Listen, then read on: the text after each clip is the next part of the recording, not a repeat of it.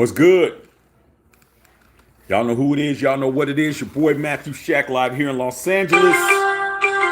Welcome to Matthew Shack Unfiltered. Looks like we have our first team that's in the conference finals, and that would be Luka Doncic, Kyrie Irving, and the Dallas Mavericks have made the actual Western Conference Finals, man, over SGA and the Thunder. First things first, man. Salute to the Unfiltered Nation and the Unfiltered fam. Uh, we've had a pretty exciting Saturday. Very exciting Saturday, man. Uh, Salute to the mod squad, as always, the moderators who do a fantastic job over here. Salute to all the subscribers, almost 9,000 of y'all. Salute to all the members, and also salute to those people out there that are just, discovering us. Make sure you guys are smashing that like button, and as always, tip your bartender. I thought the referee calling at the end was kind of suspect. I'm not gonna hold you. I really thought that at the end of the game there was a lot of suspect calls, bro. Like I wasn't really feeling the call at the end, man. You don't let them. You don't do it like that, man. You don't win on a 3-pointer that like that and call that foul. That looked like that was a very clean situation. I do understand that they said due to the fact that the ball was not released, but man, you don't end a series like that. I just think the NBA was ready for this series to be over. They didn't need 3 game 7s. They didn't need 3 game 7s. We already got 2 tomorrow. They didn't need 3 game 7s. They want to go ahead and try to get this thing put to bed. And I really wanted OKC to do what they needed to do because I felt like these young guys were exciting, you know. But it is what it is, bro. You got to show up or blow up, man.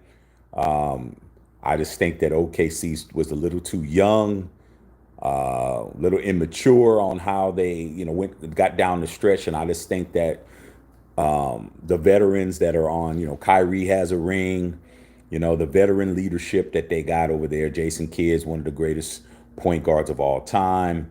I just think that they just outsmarted those guys.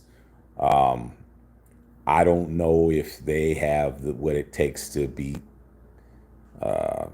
Denver. If Denver wins, I don't see them having a shot being able to dethrone them.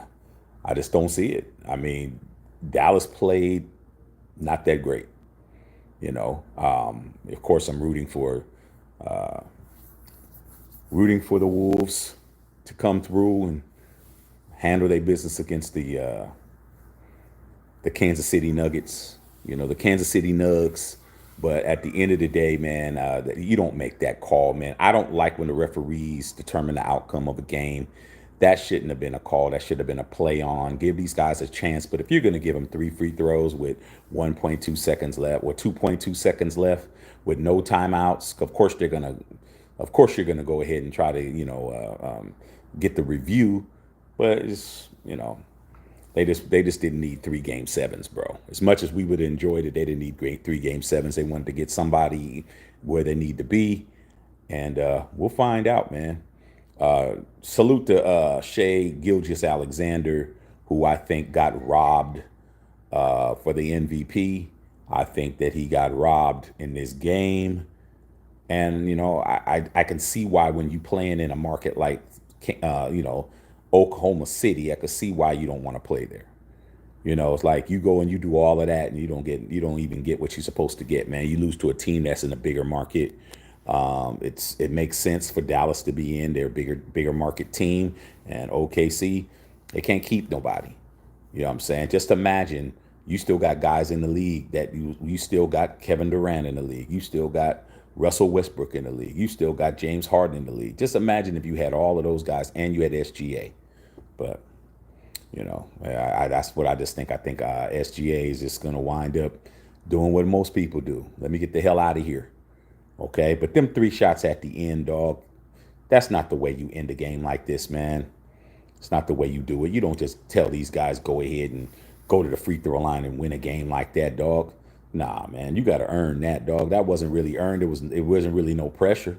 I mean, he makes one shot that goes in overtime. He makes three or two. They got the lead, and then they get the ball back with 2 seconds left. They can't advance the ball. They can't get a good shot. Game over.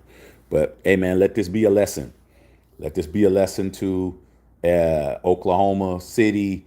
You guys have to understand, man, when it's time to put a team away, you got to put a team away. And they didn't put them away, bro. They didn't play well at all. I mean, they were behind the 8 ball the whole time. Let's not act like SGA and the rest of OKC were right there. They weren't, dog. They lost 4-2. 4-2, bro. So they definitely was getting outplayed. But I just say, man, referees, man, nowadays in professional sports, they make it so much about them. It's just absolutely ridiculous to how they make it about them. But yeah, man, it is what it is, man. We were just on a couple hours ago, like 2 hours ago, talking about that Tyson Fury and Usyk fight, and Usyk wound up winning it, but also found out that Usyk is in the hospital with a broken jaw. Okay, his jaw's broken, but he is the undisputed heavyweight champion. We haven't had an undisputed heavyweight champion in 24 years. It's been a long time since we had an undisputed champ, but he won. But he's about to get his jaw wired shut like Kanye West.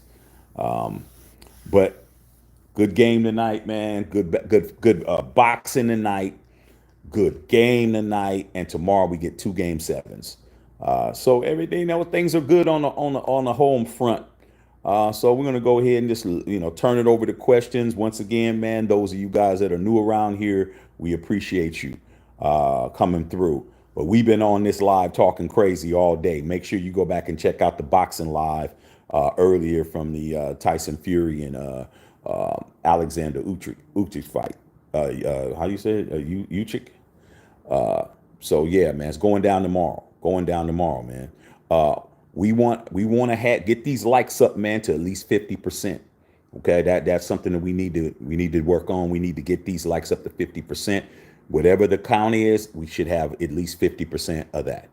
I understand that we can't. Everybody isn't going to participate, but let's just start setting a standard around here, bro. There's nothing wrong with setting a standard. You know what I'm saying? Just like if you a guy, you shouldn't be walking around with your fly open. Have a set of standards, bro. Okay. So let's see if we can get these up, keep it at 50%. You know what I'm saying? At the minimum, 50%. It should always be at 50%, bro. Whatever it's looking like on the views, 50%. All right, man. But man, what's there to talk about, man? It looks like Dallas is going to be sitting back waiting to find out what happens. And in Denver, okay, we're going to be finding out what's happening.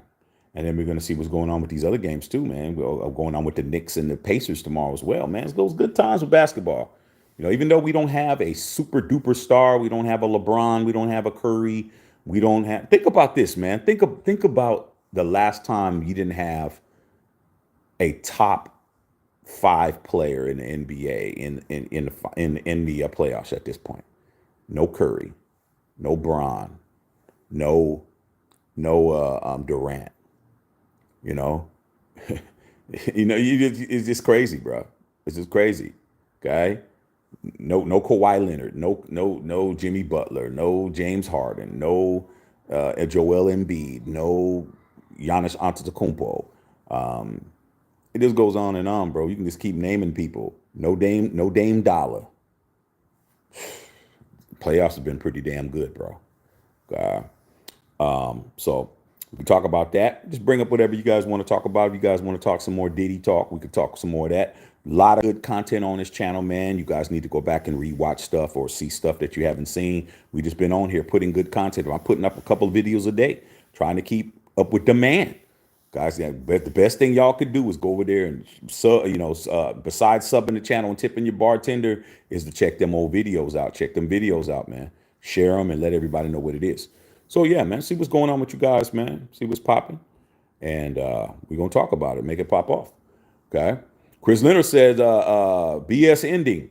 Yeah, man, you don't let these guys come. The referee shouldn't let a guy sit at the free throw line with no pressure. You really got three shots to make one to take it into overtime. I just think that that was a call that they didn't have to call, bro. I don't think that there was a clear foul. He mostly got the ball, and but rules are rules. The guy did not extend the ball and not get rid of it. So, it is what it is, man. But hey, I'll tell you this right now: the Mavericks, if they got away with one, they're not going to get away with one next series. That's a fact.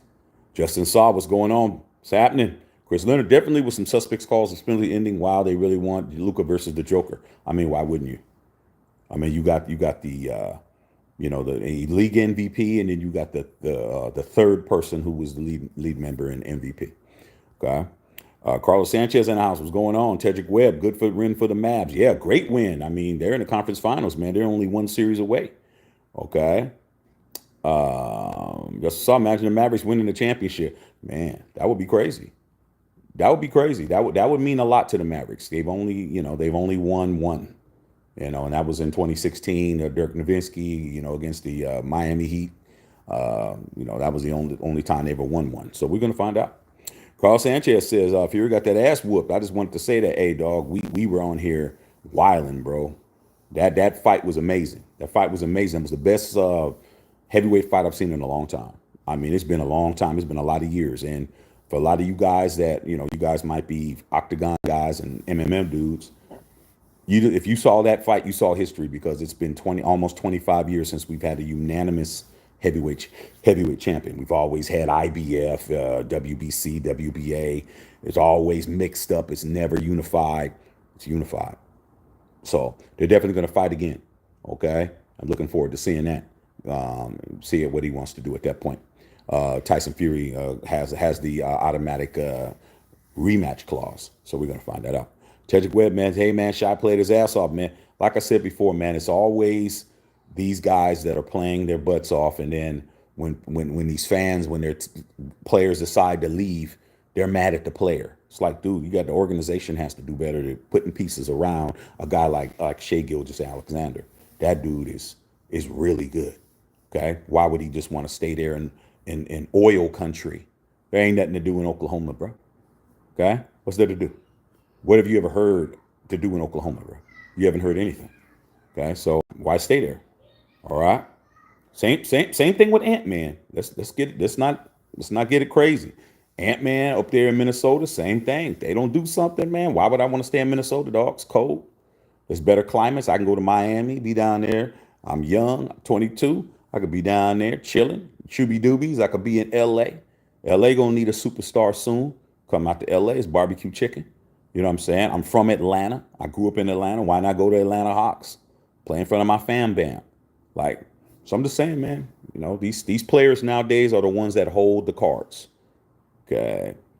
Tedrick Webb, ref says PJ Washington on parlay. That was just crazy, bro. I mean, come on, dog. You don't let him win a series like that at the free throw line, dog. I mean, I don't understand what's going on nowadays. I mean, but then again, what do you think is a marquee matchup? Just be ready tomorrow, Tedrick. When they try to railroad you guys on calls, you understand that Denver's going to get all the calls. They're at home. They're the defending champions, and that matchup is what they want. And I hope that your Timberwolves understand that you're definitely going to be playing 8-on-5, because you got 3 referees out there on the court, and they're definitely going to be calling a whole bunch of stuff that doesn't make sense.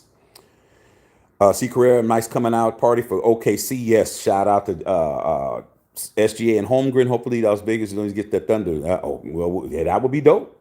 I'll tell you this: if they were to move to Vegas, man, I would be going to their games, dog. I would be like, okay, that's just another excuse to Las Vegas, another excuse. Okay. Marcus Riley said, "Let's go Mavs." Yeah, good win for you. What's up, sis? We were on a little bit earlier. You probably busy. Booty Bang, yo, Shaq, now the Mavericks are the winners of the Timberwolves and Nuggets. Yeah, we're going to wait, see what's popping. We got to wait. Tomorrow's going down. Okay. Hit the like button, subscribe, share. Let's get these likes up, man. We're not quite at 50%. We need to be at 50%, man. Let's get these likes up, man. At least get it to 50%, man. If you haven't pushed the like button already, please go ahead and push the like button. Teddy said, looks like it's going to be Luka versus Ant. That would be great too. But you got you can't look over your opponent, Tedrick. You can't look over your opponent, especially Game 7 in Denver. You can't look over your opponent and start talking about the going to the Western Conference Finals. You got to make things happen. Bear says, follow us on X. Shaq's 21. Marcus Riley said, can't believe Luka and Kyrie took down the Clippers super team, now the best team in the West. I mean, it's all about playing at the right time. I mean, they didn't look that great, but in the end, they tightened stuff up. They started tightening things up, and I think that SGA their offense became one dimensional. SGA was the one that was making all the shots, and they weren't getting any offensive rebounds. And when you're big as those guys are, man, on the Mavericks, you got to get offensive rebounds and putbacks, and they weren't getting them. They were missing shots, and they were just getting the ball going down the court, bro. Okay. Yeah, follow me on IG at Shaxa21. Represent the unfiltered brand. Shop and get some merch. MatthewShackUnfiltered.myshopify.com. C. Carrera, Game Sunday 7. Yes, it's going to be beautiful. D. Bernie. What's up, D. Bernie? What's going on, pimping? How you doing? Okay. Bev talking about lock in with a membership as low as $4.99 a month. Booty Bang, I'll be honest with you, Shaq. Gruden lost points to me when the emails came out, but I'm hoping he takes his case to the Supreme Court. We'll find out. I mean, it's on him. They already said that his attorney already said that's what they're going to do. Okay, but be expecting it takes years to go through the Supreme Court. This isn't fast. It's going to be 3 years, three to 4 years before we hear anything. Be lucky if we hear things in 2 years. Okay, so it's not going to be a long, drawn-out process. Okay, Tedrick says my Wolves are going to Denver, and it's going to play La Bongos like Ali did. Do. The champ is here. I hope so. I'm not worried about Ant. Ant-Man's going to show up. It's everybody else.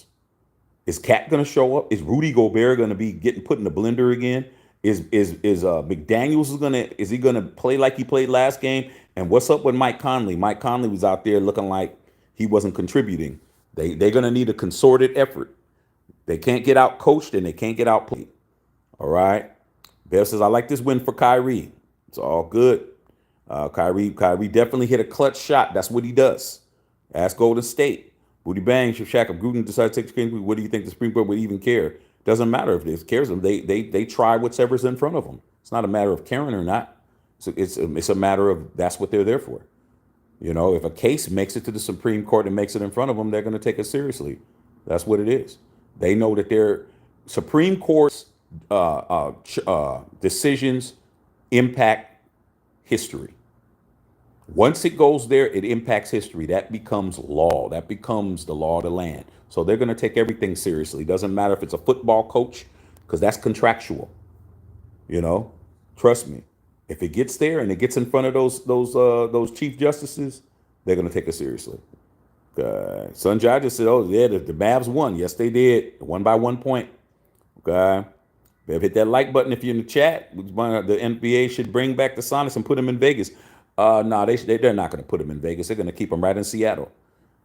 Seattle is a great sports town. The only problem was that people weren't going to the games anymore, so they moved the team. But the Seattle area still holds the Sonics.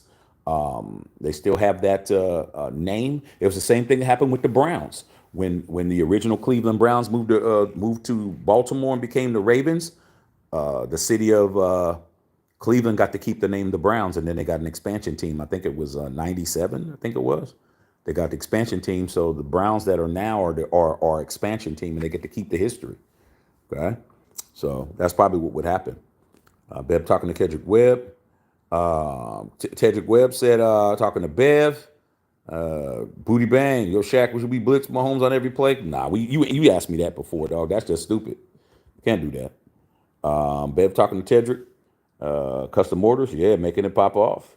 Booty Bang, your thoughts on the Nets? I don't have no thoughts on the Nets, really. The Nets don't have anything going right now, dog. They don't have anything going right now. Okay. Yeah, Bev talking about it. But yeah, I mean, to this right here has been a good day. It's been a good day, very good day. And we're just going to go ahead and continue doing what we do.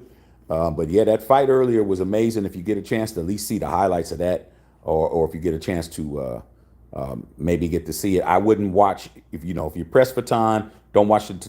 Start watching it until round 5, because the first 4 rounds really wasn't nothing going on. Round 9 was the round there. The amazing round with that. So, yeah, man, my sister Bev is really talented, man. She makes those lays and all that kind of stuff, man. She's really good at what she does. Okay, so if you're looking for anybody to do some things in regards to some stuff like that, if you got any people that's getting ready to graduate, because graduation season's coming up. I think prom season's already over, if I ain't mistaken. You hit my sister up; she'll definitely take care of you on that. Okay, yeah, you guys. So, see what else you guys are talking about. Anything else you guys want to talk about, man? Because let's get these likes up. We're almost there. 26-11. We can move up a little bit. Oh, my favorite Nets player, Julius Erving, Dr. J, ABA. That's my favorite Nets player. That's my favorite Nets player, Dr. J. Come on, man. Yeah, I mean, that's not hard. He's the greatest net of all time. Okay, the Nets only have two championships, and both of them are in ABA. And guess what? He was the one that gave them. Okay. Anything else, you guys? But yeah, I mean, it's a good Saturday night, man. I mean, it's still got enough time to get things popping. If you got something going on, man, you might want to go through that Rolodex. Start going through that Rolodex, bro, and start making things pop off. Okay. House Junkies, salute Raider Nation, go Raiders. Yeah, we need to beat folks in the Lambs, and yeah, we needed to get busy. Especially, and we definitely made some enemies last season. Beating a team 63-21, embarrassing them on national TV is definitely something they're definitely gonna circle that one, and turning into the Grinches that stole Christmas in Kansas City, they're definitely gonna showcase. They're gonna circle that one too. So we've made some enemies, man, which is what we should be doing. You should be gearing up for us, and we should be gearing up for them. Booty Bang says, my favorite player from every NBA team. Man, that's going to take some time, man. It's going to take some time for me to do that. You're talking about 30 different players, 30 different teams that I got to name off. And then I got to tell you 30 players. So that's going to take some time. So we'll get back to that, man. If it starts slowing down, I'll do that.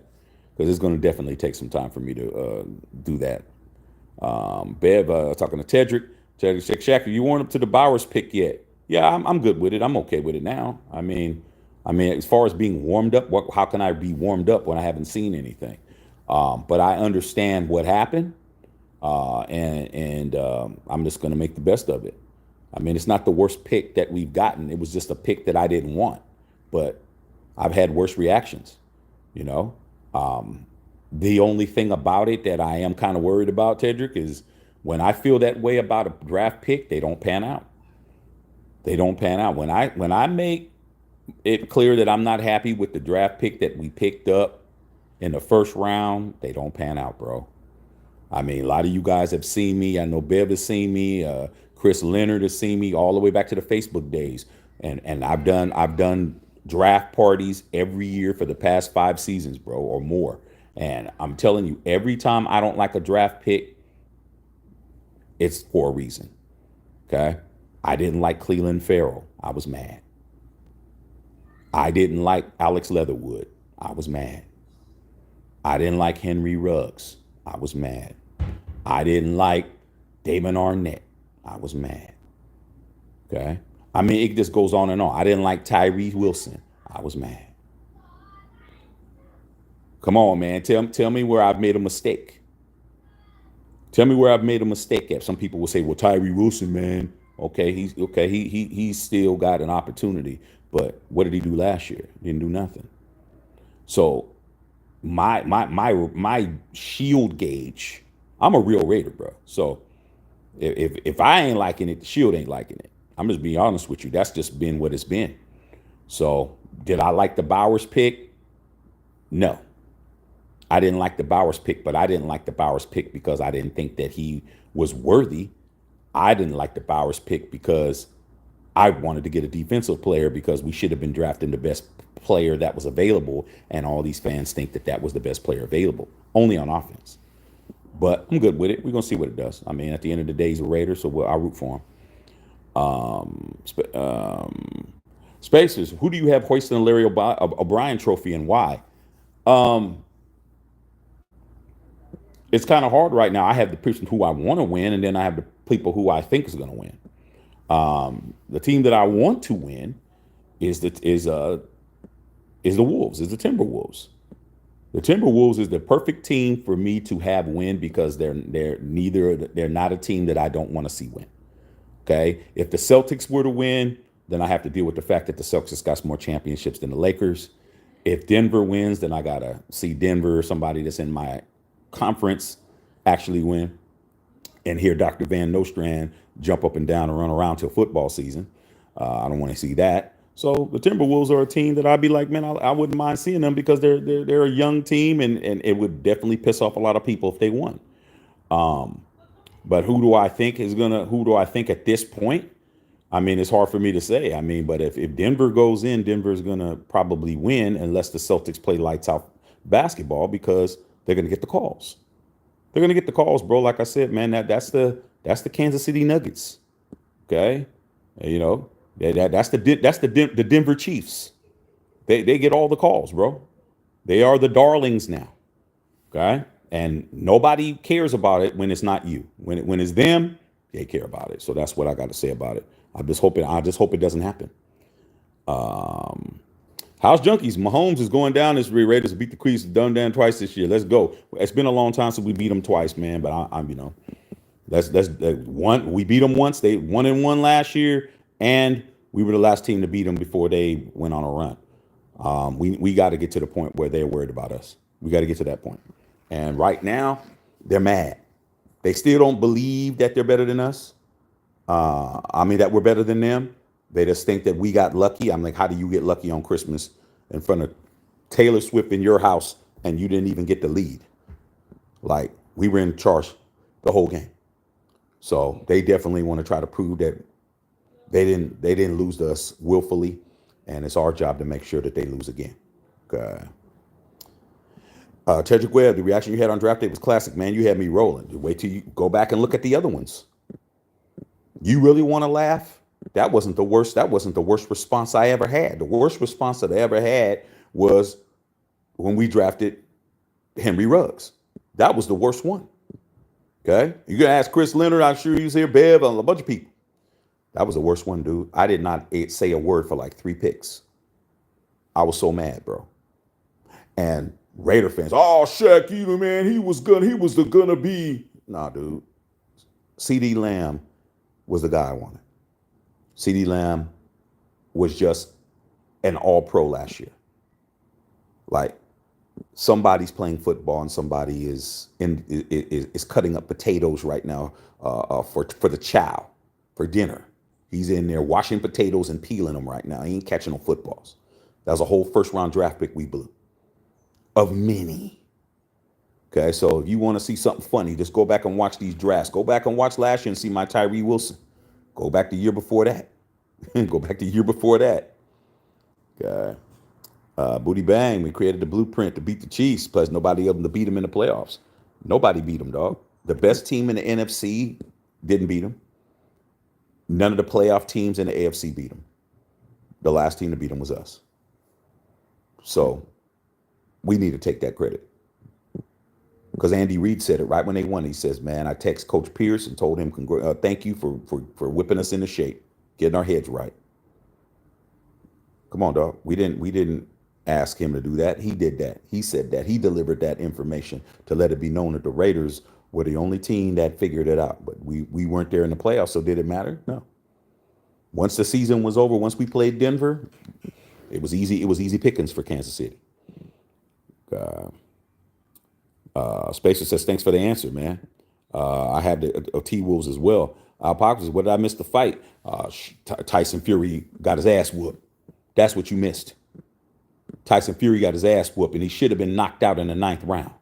Okay, he was asleep. That dude was sipping on NyQuil in the corner, and the referee came in and saved his ass. Okay. House Junkie said, yes, we should have drafted CD Lamb. And you know what, House Junkies? Like, one thing about me, man, I'm going to say the truth, bro. Over here is real talk, not fake talk. That's why I don't pay attention to anybody's on here saying anything crazy. You're not getting any attention because, it's just not worth it. Not worth our time to play with somebody who's playing with themselves. Like, you're too busy playing with yourself right now. Okay, so we don't got time to play with you too. Just continue to use those 3 fingers and go as far as you can. Okay. Outside of that, I'm gonna tell the truth. And all these people, when Henry Ruggs that first year, they were trying to hold my feet to the fire. Oh, Shaq, I thought you said Henry Ruggs is balling. I said, yeah, I like the fact he's balling, bro. That's not why I didn't want him. The reason why I didn't want him is because of all the stuff that I heard about Ruggs when he was at Tuscaloosa. All the things that I heard about him down there. Okay? A lot of stuff that had to do with driving a car. I was trying to tell him that. I say, hey, man, this kid is always caught up with something. Okay? And one season in, right when I started turning the corner, what happened? We know what happened. 150 or 60 miles an hour on a public street at 2 or 3 o'clock in the morning with his own baby mama in the car. Okay? And we know the outcome. And I heard about Ruggs with his lead foot down there at Alabama, Tuscaloosa. He had all kinds of speeding tickets. He was driving crazy when he was in high school. That was his Achilles heel. He was driving cars that he didn't even have a ZR1 back when he was in high school in that Tuscaloosa. He was just driving whatever car he had fast. Okay? Tickets, this, that, accidents. I was like, nah, man, it's not going to work. He's in Vegas. It's not. I'm like, man, anybody that comes to Vegas, it's not going to work. Look at Damon Arnett. What did he do? Same thing. So I said, I wanted CeeDee Lamb. CeeDee Lamb was playing with Baker Mayfield. Baker Mayfield was a Heisman Trophy winner. I got to see him a lot. I knew that the kid was a good football player. He didn't have no drama. You know, he had a girlfriend that tried to take his phone and answer his phone while he was on the TV, which was embarrassing. But outside of that, CeeDee Lamb is a football player. So, you know, at the end of the day, was I right? Yeah, I was, but I haven't rubbed it in. How am I going to rub it in when a young lady, 21-year-old young lady and her dog got burnt up to death on a damn road? She coming home from work. She's working at a Target as a stocker, and she's on her way home, and she didn't make it home. So how am I going to just say, see, I told y'all, see, I told you guys? I'm not going to do that. Yeah, Bev, the fight was off the hook. Let's get them likes up. Okay. Bev said, I know you missed the fight. Yeah, Bev, I know, because you're out there getting that money. You're out there getting that money. Doing what you got to do. Tedrick said, you're taking 21 Randy Moss. I answered this question before. There is no way on God's green earth I'm taking Randy Moss over Deion Sanders. I'm not doing that. Randy Moss and Deion Sanders, I'm taking Deion. I'm sorry, I just am. Okay, everybody, Randy Moss this. Randy Moss was a beast when he was a rookie. An absolute beast. Okay? But I saw when they played against Dallas, he didn't do nothing. He didn't do nothing on prime. All those catches that he had in that rookie season, that was 1998 season. All those catches he did, it wasn't on prime, bro. I'm taking prime. Okay? That's not even a stutter.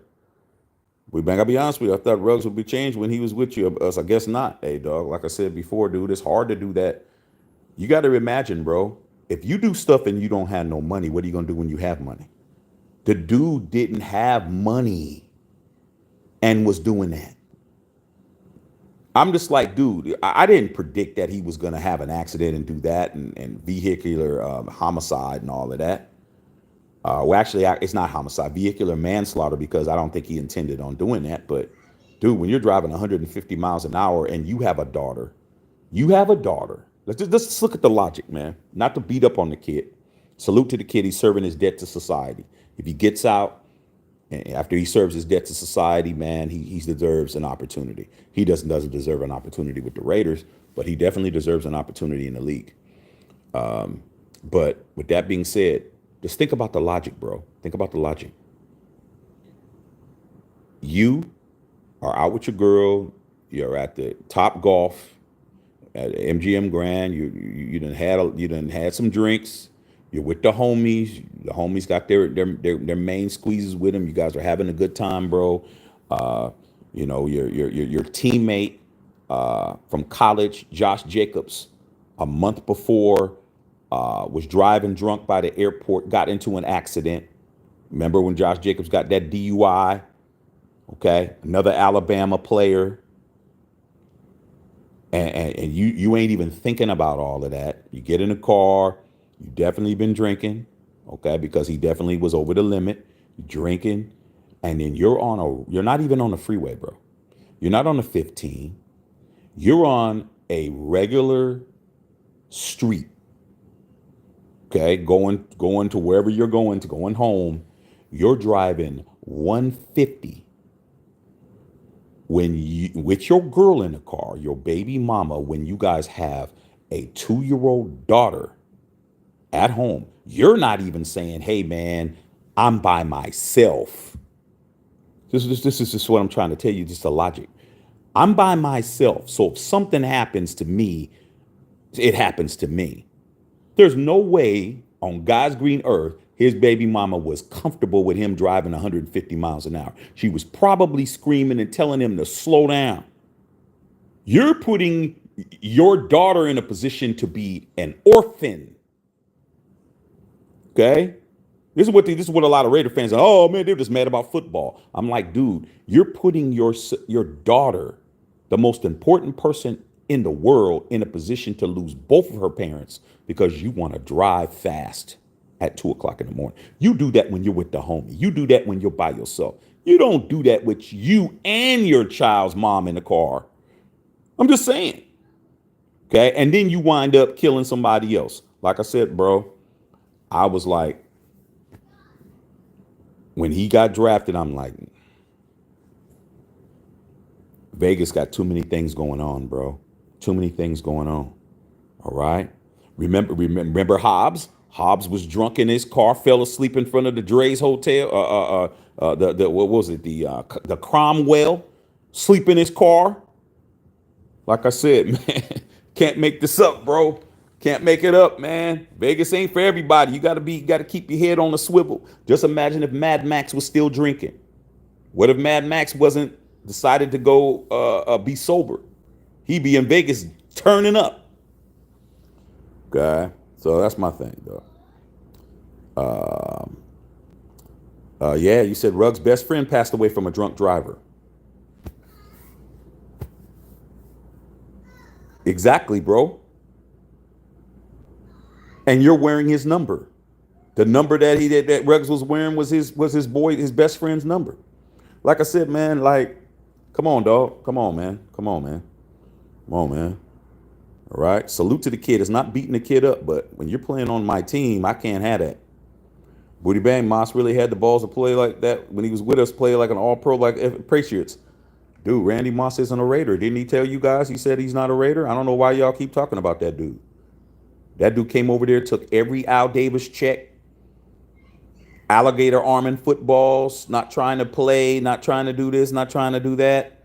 Then the next year went right over to the Patriots and played his ass off. Like I said, man, I don't know why you guys keep bringing this guy up. Okay? All right. Booty Bang said if it really wanted to drive fast, you should have taken his ass to the racetrack. Why do that when he has a whole public street to do that on? And like I said before, dude, you don't do that with your baby mama in the car. Aren't you even thinking that, hey, man, it's an opportunity for my daughter to not have two parents? Like, dude, I mean, we've all been reckless. You know, as young men, we've all done something reckless. But ain't no way I would be driving crazy with my daughter's mom in the car too, and both of us are just, come on, dude. That doesn't make any sense. I mean, and for what purpose? Are you late for something? Is she pregnant? Or is she getting ready to have a baby? Like, what was the reason to drive that? I'm still waiting for an explanation. I'm still waiting for him to say, and he didn't say it no time during the trial. I didn't hear why he was driving fast. I didn't hear him explain that. Okay? Not one time. Okay, so like I said before. Okay. Tedrick Anderson, I remember when we drafted Jordan Addison, he did 150 the highway in a Lamborghini, got arrested, and the Vikings organization got his ass and took his Lambo back and got another car. I mean, look at what's going on with old boy from Kansas City, Rashee Rice. Rashee Rice, bro. So Rashee Rice isn't that the dude that was that was in Jack Jones' face and took his mouthpiece and chucked it in front of the referees, and the referees didn't call a penalty, didn't call anything, taunting, nothing. That same dude. And then Jack Jones got that pick six and ran that in on Patrick Mahomes because he was so damn mad. Tyree, what was he doing? Not Tyree. Rasheed Rice. What happened? Lamborghini, Dallas, Texas, racing his homeboy. Both of the cars were registered to him. What did he do? Damn near killed a couple of people and himself. Luckily for him, nobody died. Okay? Like I said, man, you can't make this up, man. And guess what position he plays? I bet you can't guess. Wide receiver. Why did all the wide receivers don't know what the hell they're doing behind a car, bro? Why? At least when Josh Jacobs got into an accident, he was by himself. He wasn't racing nobody. He just faded. Faded and probably didn't figure out, oh, am I going to go left or right? Bam. All he did was get a scar on his forehead that he still has. Okay? Hobbs, sleep in the car. Drunk sleep. Okay? Marshawn Lynch doesn't play for the Raiders. What happened? Sleep, drunk in the car. But these wide receivers are damn near out there just being human missiles in a car, bro. Okay? Wide receivers are something else, man. They're the most egotistical players in the NFL is a wide receiver. Super egotistical. Okay. Bev talking about hit that like button and subscribe. Follow on the IG. Okay. Represent by the merch at the Matthew Shack Unfiltered myshopify.com. Booty Bank says there's literally no excuse for the rugs to drive drunk. Let me tell you how, and we talked about this years ago, but since it's a subject, we might as well talk about it. Back during that time, they don't have it anymore. But the NFL's Players Association, because remember it was 16 games back then, and now the collective bargaining agreement is different. But back then, one of the things that they used to have for the NFL was a no questions asked number. Every player has access to had access to this number that you can call, and the NFL Players Association would send an Uber to get you, would send a car to get you, a limo to get you. No reason for, and it was all on the union. You call this number, somebody would answer. You say, "Hey man, you know what? This is Henry Ruggs. I'm faded. I need somebody to come get me." If you are on that position, okay. But guess what? You have Uber available to you. You have Lyft available, which is why they took it away. But at that particular time, Ruggs had options. Ruggs could have called somebody from the Raiders organization, would have been somebody that's on the bottom end, could have been, a videographer or somebody who's on the low level, would have went and picked his ass up, would have picked him up, no questions asked, picked him and his girl up, took him home, and then the next day they would have picked him up and had him, go get his car or whatever. He had that at his disposal. He had other guys that he was out with. I don't know who he was out with at the time. I don't know if he was out with Max, but he was definitely out with other players. He could have asked them for a ride home. You don't think he could have got on the phone and called somebody from the team? He could have definitely called somebody from the team. Yo, dog, hey, man, I'm bent. Can you come get me? Can you come swoop me? Okay. Why didn't this girl drive the car? Okay. Well, it's a ZR1. We don't know if she could have drove it. Maybe it's a stick. Maybe it's too much power. Maybe it's this. Maybe it's that. Okay. But he definitely had options. Could have called a taxi. Could have called the number. They would have picked him up. No questions asked. He could have called some of the Raiders organization. Could have came and got him. Could have called a teammate. Could have called all that. But when you're 22 years old and you're used to, I can make it, drive drunk. I've done it before. He didn't even ask. Got in the car. Probably did it a bunch of times. Didn't work out for him that time. Okay. So what's going on? Matthew Kano in the house. What's going on, nephew? House Junkies. Rice racing was senseless on the freeway. Dude, Dallas, Texas, bro. I mean, this kid has got, and then he got in trouble again about something else. I forgot what happened. He got in trouble again. I'm just like, this Rasheed Rice, man, it couldn't happen to a better guy, bro. I mean, if you're gonna do all that kind of stuff, you're doing all that crazy stuff and acting like you're all this and that, dude, you've been in the league 1 year, bro. He did exactly what Ruggs did, but the difference is he didn't unalive nobody. Bev says there's no excuse for anyone driving inebriated. I mean, people. I did it. I did it one time, dog.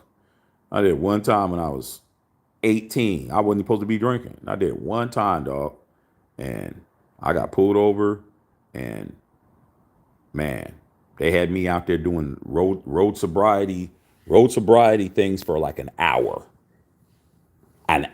bro, because I was passing it. I was so shit scared, dog. I was passing all that shit. They were like talking, da da da da da.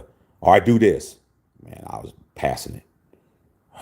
They're like, go over there, talk to someone, da da da. All right, count backwards. I mean, walk the line. They had me out there for an hour, bro, trying to pin me down, and they couldn't. I'm like, I'm not going no jail tonight. I don't care how I'll fade it. And they were like, we don't know how you're passing these tests, bro.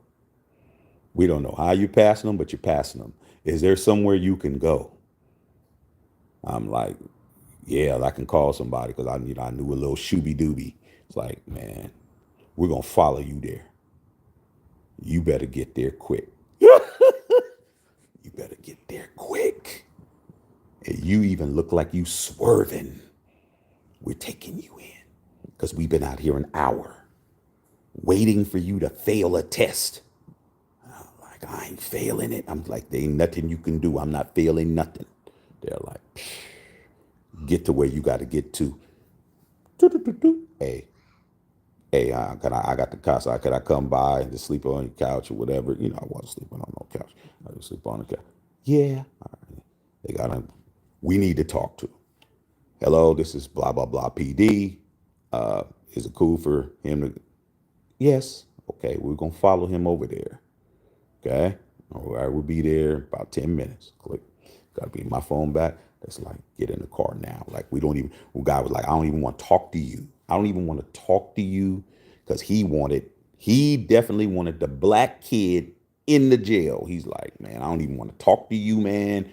Get in the car, bro. Started my shit up, dog. I was following all the laws, the lights.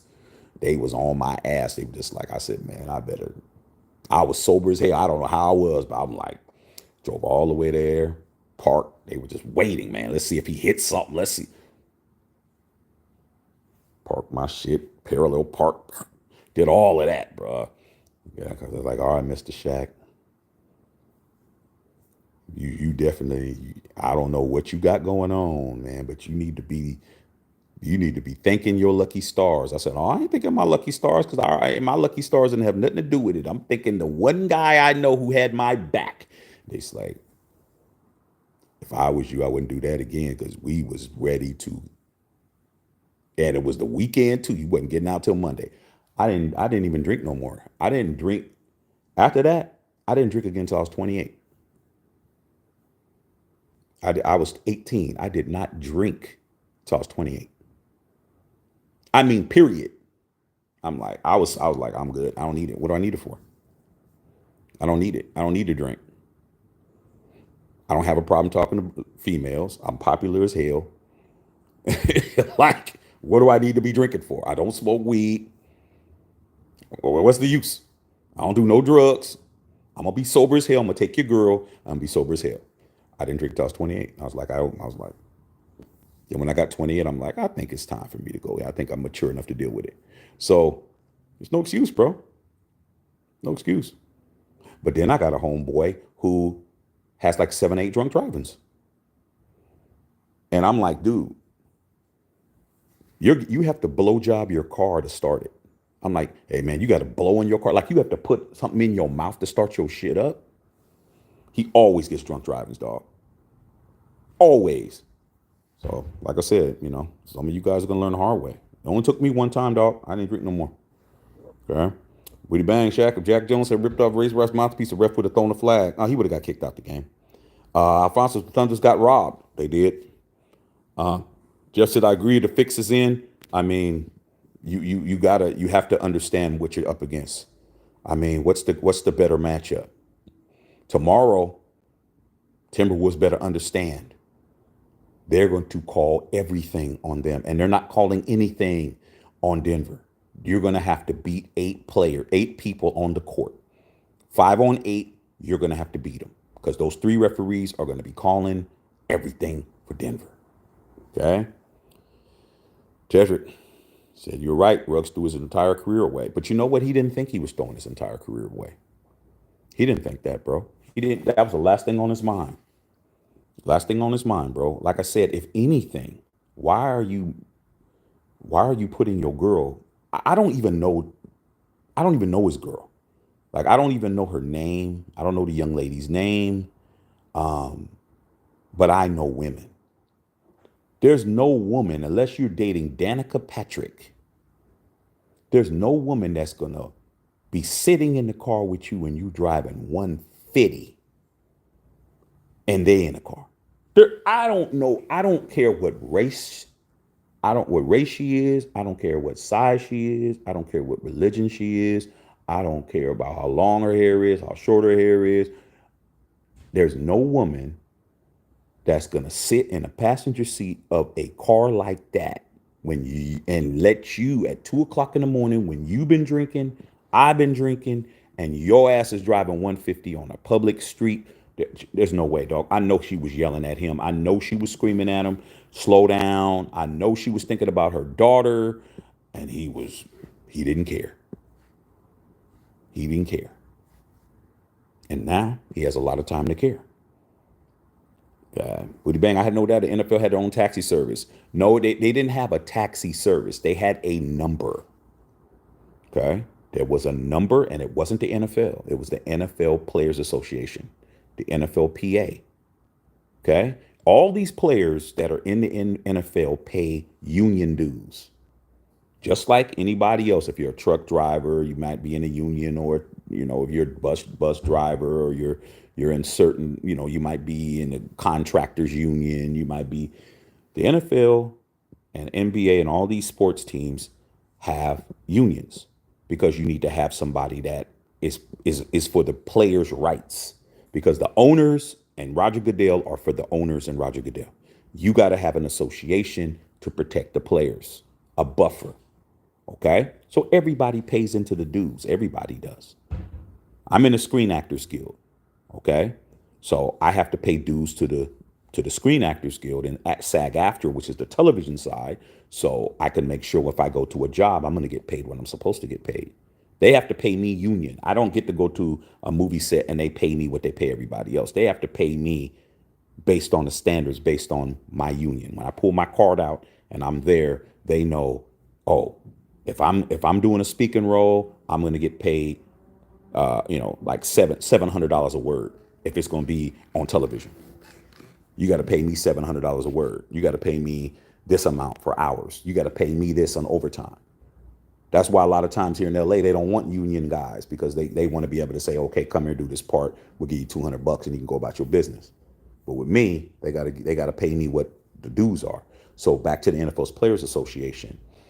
Before they negotiated the 17-game season, they had a 800 number that you can call in any city that you're in. And that service would call whoever, wherever you are. Hey, man, I'm in Iowa. I'm drunk. I'm faded. Well, let's see if we can get somebody on the phone to come and take you to the hotel, get on the phone, call the taxi. So they would do all of that. Hey, I need for you to pick up Henry Ruggs, blah, blah, blah. His name is Henry Ruggs, da, da, da, da, da. We're at the, whatever the organization, NFL's Players Association, whatever that branch is, they bill it to us. We need a credit card. Here's the credit card number. Do all of that. All you had to do was sit your ass there and wait. That's all. Okay? So guess what? You had that, didn't use it. You had Uber, didn't use it. You had Lyft, didn't use it. If they couldn't do that, they would call a limousine service. Somebody's coming to get you. Call you back. Hey, Henry, taxis is going to take like an hour. Let's see if we can get you a private car to come pick you up. Give us another 5 or 10 minutes. Click, hang up. Look up the numbers. Hey, Manny's limousine service. How you doing? We need somebody for you to pick somebody up. Okay, well, it's 400. It's a flat 400 rate. We don't care. We're the NFL, PA. We don't care. Okay, we need for you to pick this guy up. His name is Henry Ruggs. Can you pick him up? How long it's going to take? Well, we need somebody to pick him up now. Well, you want express service. That's $800. I need express service. Like, how many times we got to tell you this, NFL Players Association? Money's not an object. We need for you to go pick our guy up. He didn't use that. He didn't call a taxi. He could have called the Raiders. He could have called the Raiders organization. You could have called them and be like, hey, I need somebody to come get me. You don't think they would have gotten in the car and got him? He's Henry Ruggs. Are you high? Are you guys high, bro? You're trying to tell me he couldn't call the Raiders number? Somebody's answering the phone. Whether it be an assistant, whether it be some low-level person, a trainer, he could have called somebody. Somebody's picking up the phone.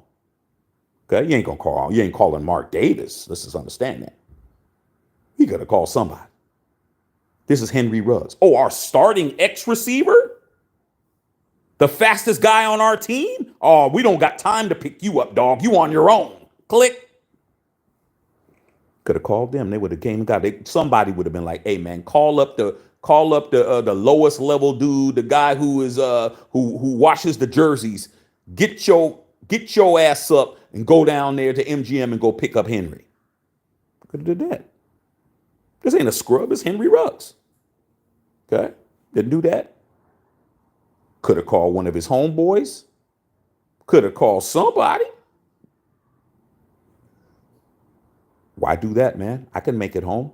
I'm going to drive 150 miles an hour to make sure I do. Okay? But when the NFL said we want to play 17 games, and the NFL Players Association was, what do we get? They said, oh, we're not gonna test for marijuana anymore.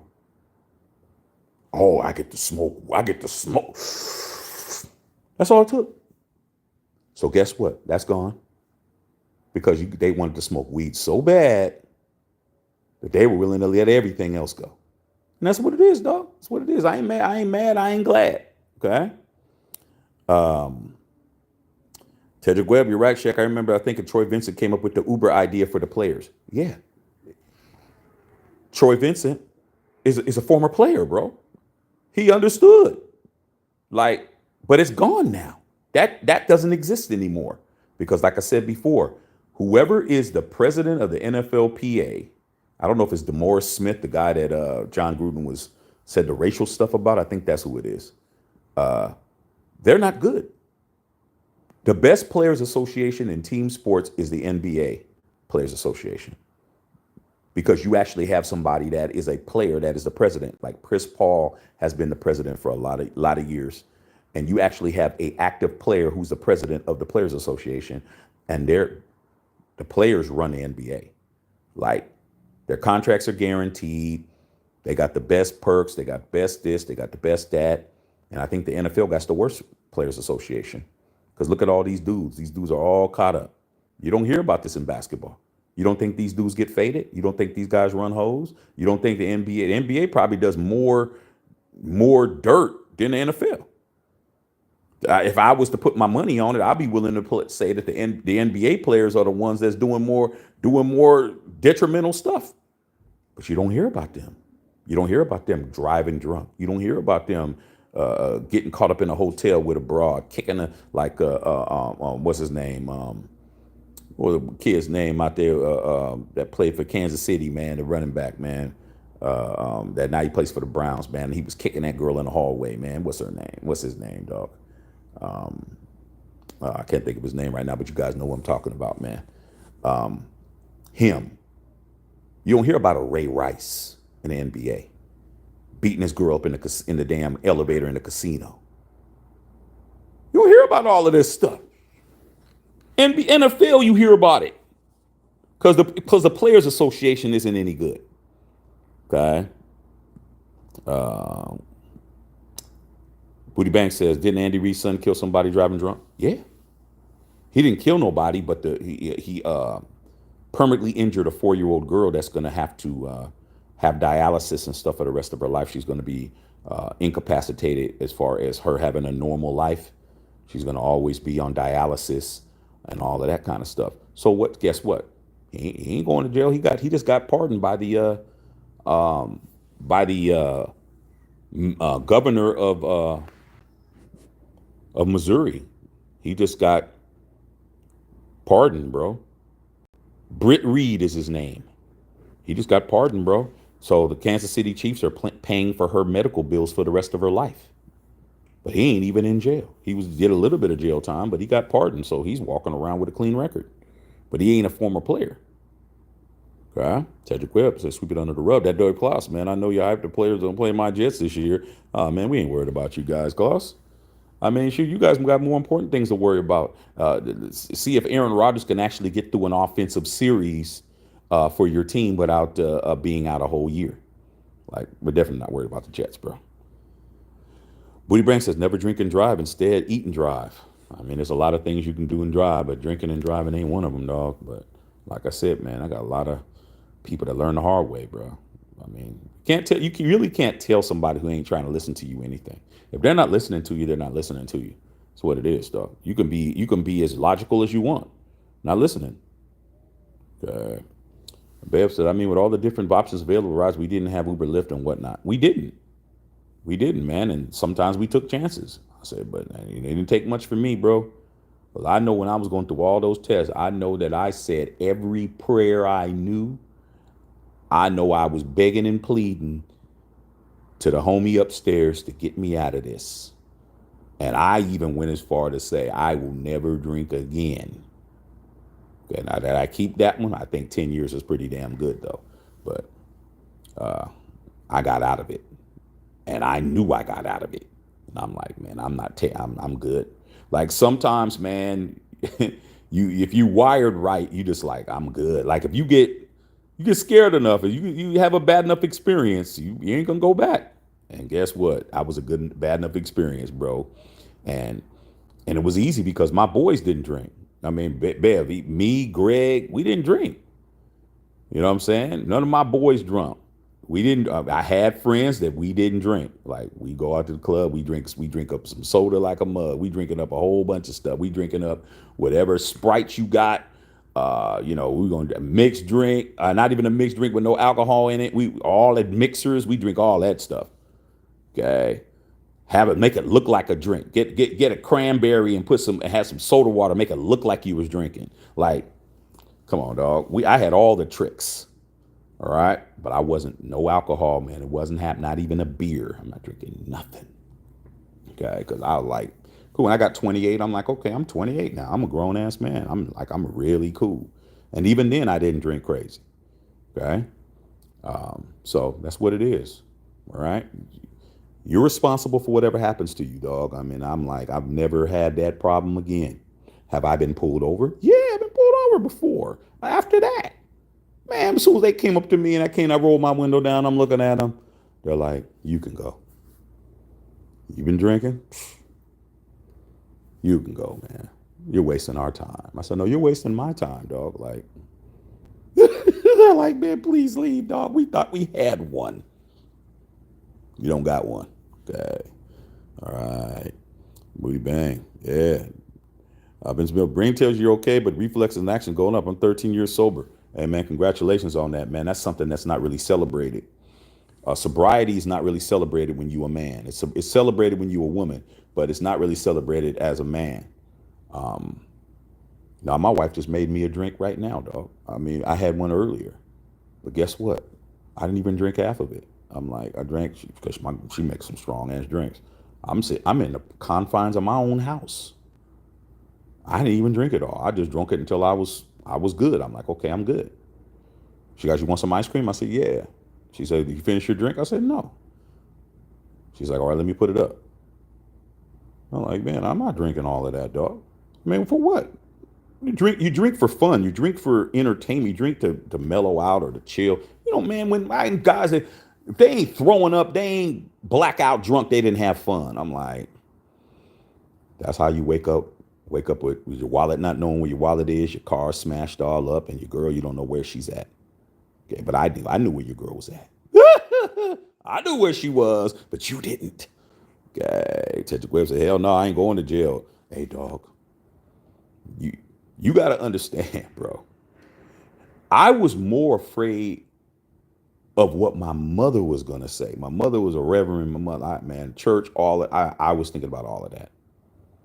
Because at that time, in the city I was in, they would put you in the newspaper. They would put you in the newspaper, and this person driving on this street drunk, this person broke into some shit, they would have your name in the paper, dog. Your name was going to be in the paper. If you got drunk driving, they would have your name, your age, what city you was, what city or area you was from, and they would say exactly what the hell you got arrested for. That's what I was really worried about. I'm like, oh man, it's Saturday, bro. The next morning before church, all those church people are going to be looking because everybody was looking to see, we going to find out who doing what. And I was like, oh my God, man. My name is going to be in the paper. These are the kind of stuff y'all don't do. Nowadays, kids don't care. I was like, man, I can't have my mama answering questions about that. Like, so guess what? Didn't have to worry about it.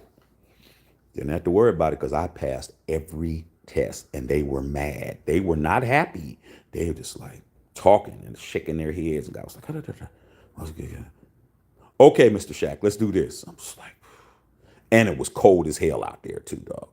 They're like, take your jacket off. They had me out there in the cold. I'm like, do you guys understand this cold weather? And this is scaring me enough to I was passing it every test you could think of. I was passing it. They was trying to do anything, hop on one leg, do this, do that. I was passing. Finally, the other guy was like, this is enough, dog. We've been out an hour. So by then, I was sober. Okay. So they're just like, you got a place to go? Yeah, I think I could figure something out. Because you better figure something out quick. We could have been arresting some other black guy. You're wasting our time. I'm looking at the cross streets. I'm figuring out. See, when you were Shaq, you like, okay, I know this girl over here. I'm like, oh, okay. Well, shit, I ain't talked to her in a minute. Okay, shit, I don't know what's up. I don't know if she got a man. I don't know what's popping. She's, hello. I'm like, hey, what's going on? I'm like, hey, I'm here hemmed up with the police. They told me I got to find a place to go. Can I come to your house? I got to get up in the morning, but okay. I was like, yeah. Here, Mr. Officer, shit. Yes, okay.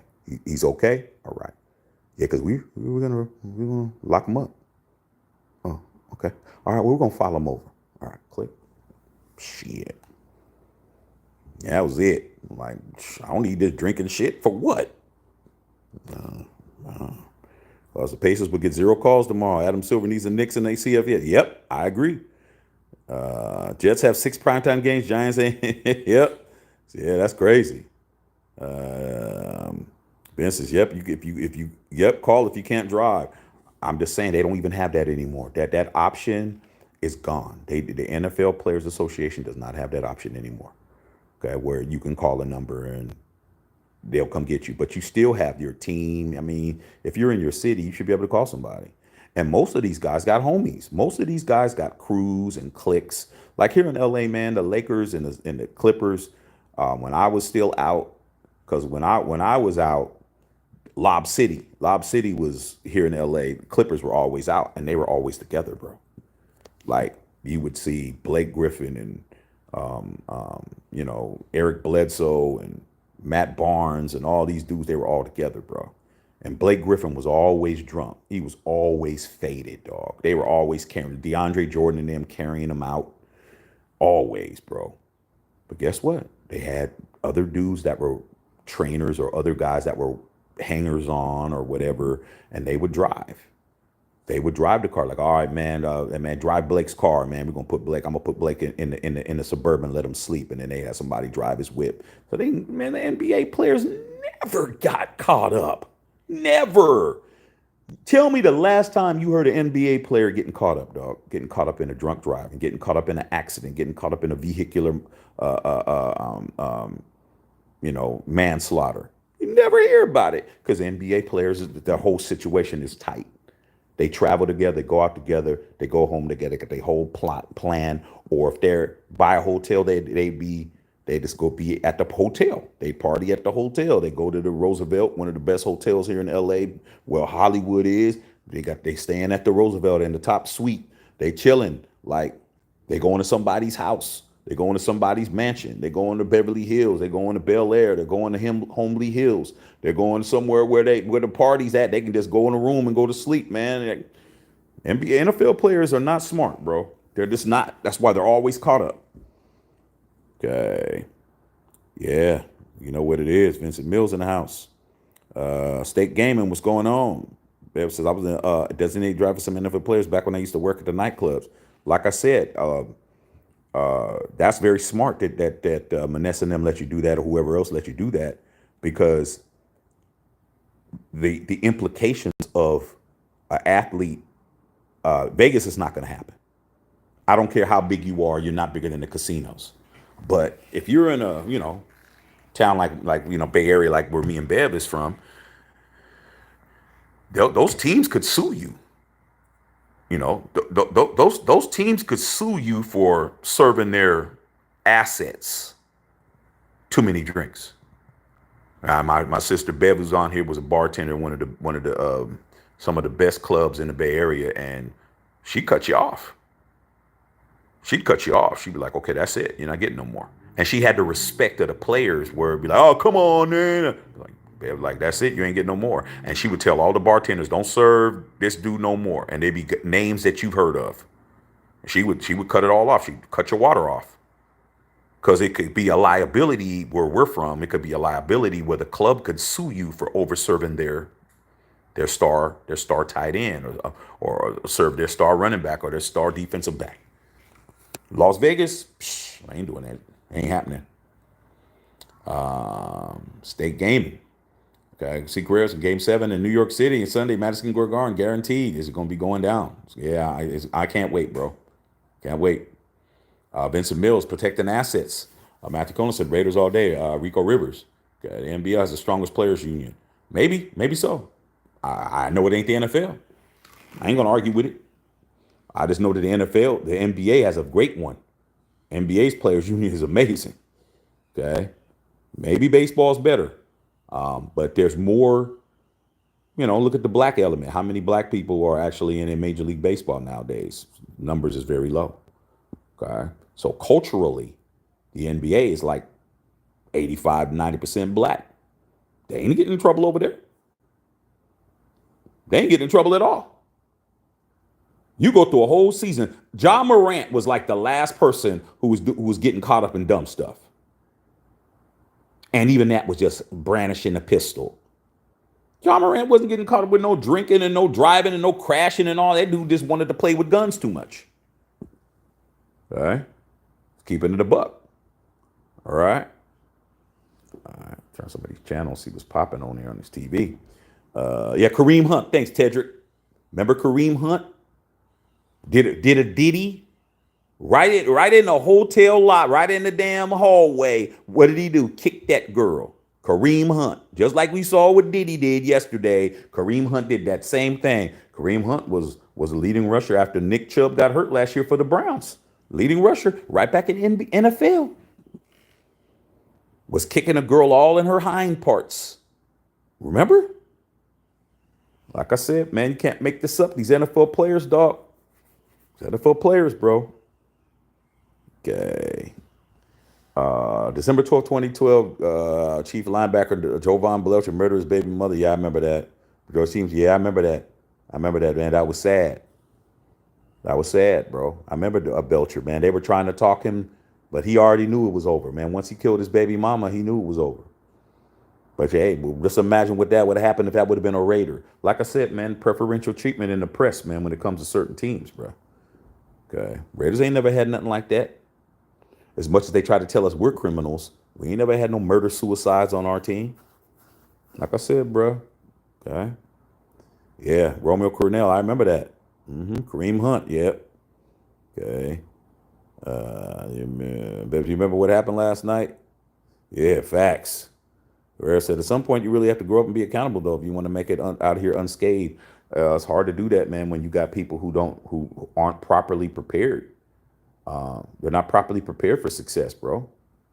You know, you got people who came from nothing, and then they have all this money. I was just reading about Dwayne Wade today, and Dwayne Wade, now that they're out of the league and everybody's all in the Hall of Fame, and their careers are solidified. Now they're going to be honest and they're going to tell you stuff you didn't know. And I just read this today. Dwayne Wade was talking about how he said it took him several years to be able to manage his money. He said it took maybe 3 or 4 years in the league before he learned how to manage his money. Think about that, bro. Dwayne Wade was already a finals MVP in his second or third season, and he still didn't know how to manage money. This dude before he got with LeBron James, he didn't know what the hell was going on. Because you know what he said? He said before he got in the NBA, he was only the most money that he ever dealt with at a time was $500.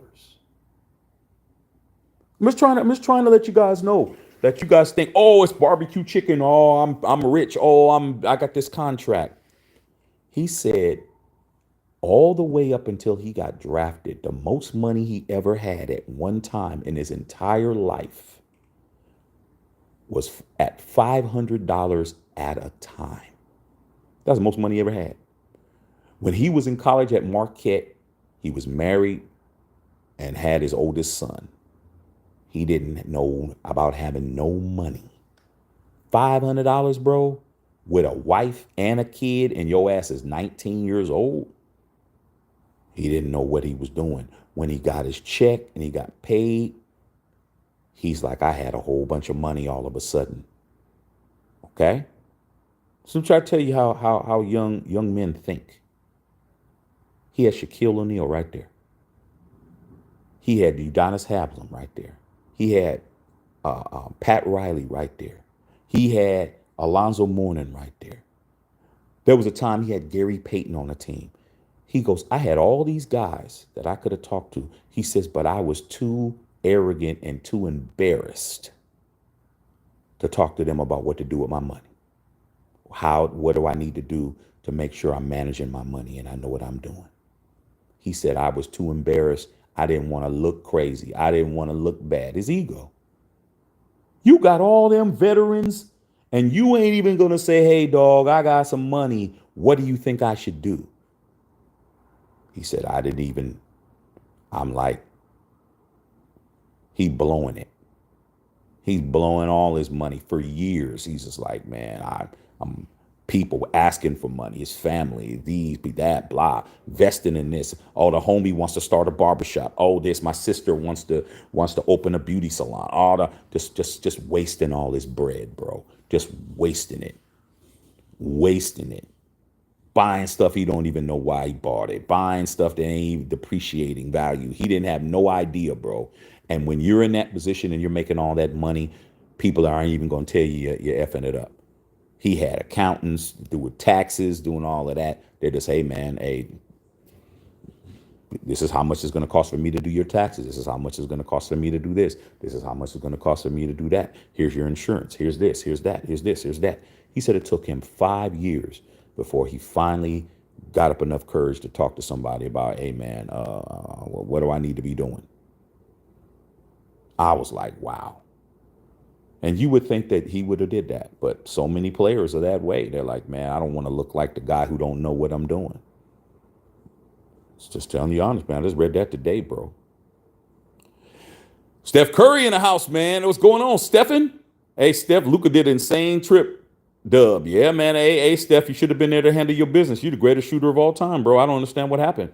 Rick Savante says, Central Valley Telluri in the house, man. Prime Time Ready. You think it's going to primetime game? Do you think? Great talk, straight up. Man, we don't have too many primetime games. Our biggest primetime game we got is Black Friday. The Black Friday game against the Chiefs. Black Friday against the Chiefs, bro, is the biggest game we got of the year. Biggest primetime game we got is going to be on Amazon Prime. So we got to win that. We win on Christmas. Let's just go ahead and sweep the Chiefs, man. I mean, why not? We beat them last year. Raider Trey in the house was going on, bro. Was popping. Okay. Bev says they hated when I made the cutoff. Yeah, but you had the cachet to do that. Not going to say no names, but you already said egotistical wide receivers. Come on, Bev, I was there. Come on, Bev, I was there. Now you know. By then I was drinking. But when you made me that Long Island iced tea, that was so damn strong, Bev. I keep telling you that night that egotistical wide receiver had that situation in the house that none of these groupie guys would believe actually happened, but we were there. I was sipping on that. I'm like, man, I'm not getting no drunk driving. I was like, I'm gonna have one drink and that's it. Yeah, I wasn't. Oh, let me get another one. Oh, let me get another one. Oh, I'm good. Nah, no, let me get one, and that's it. Okay.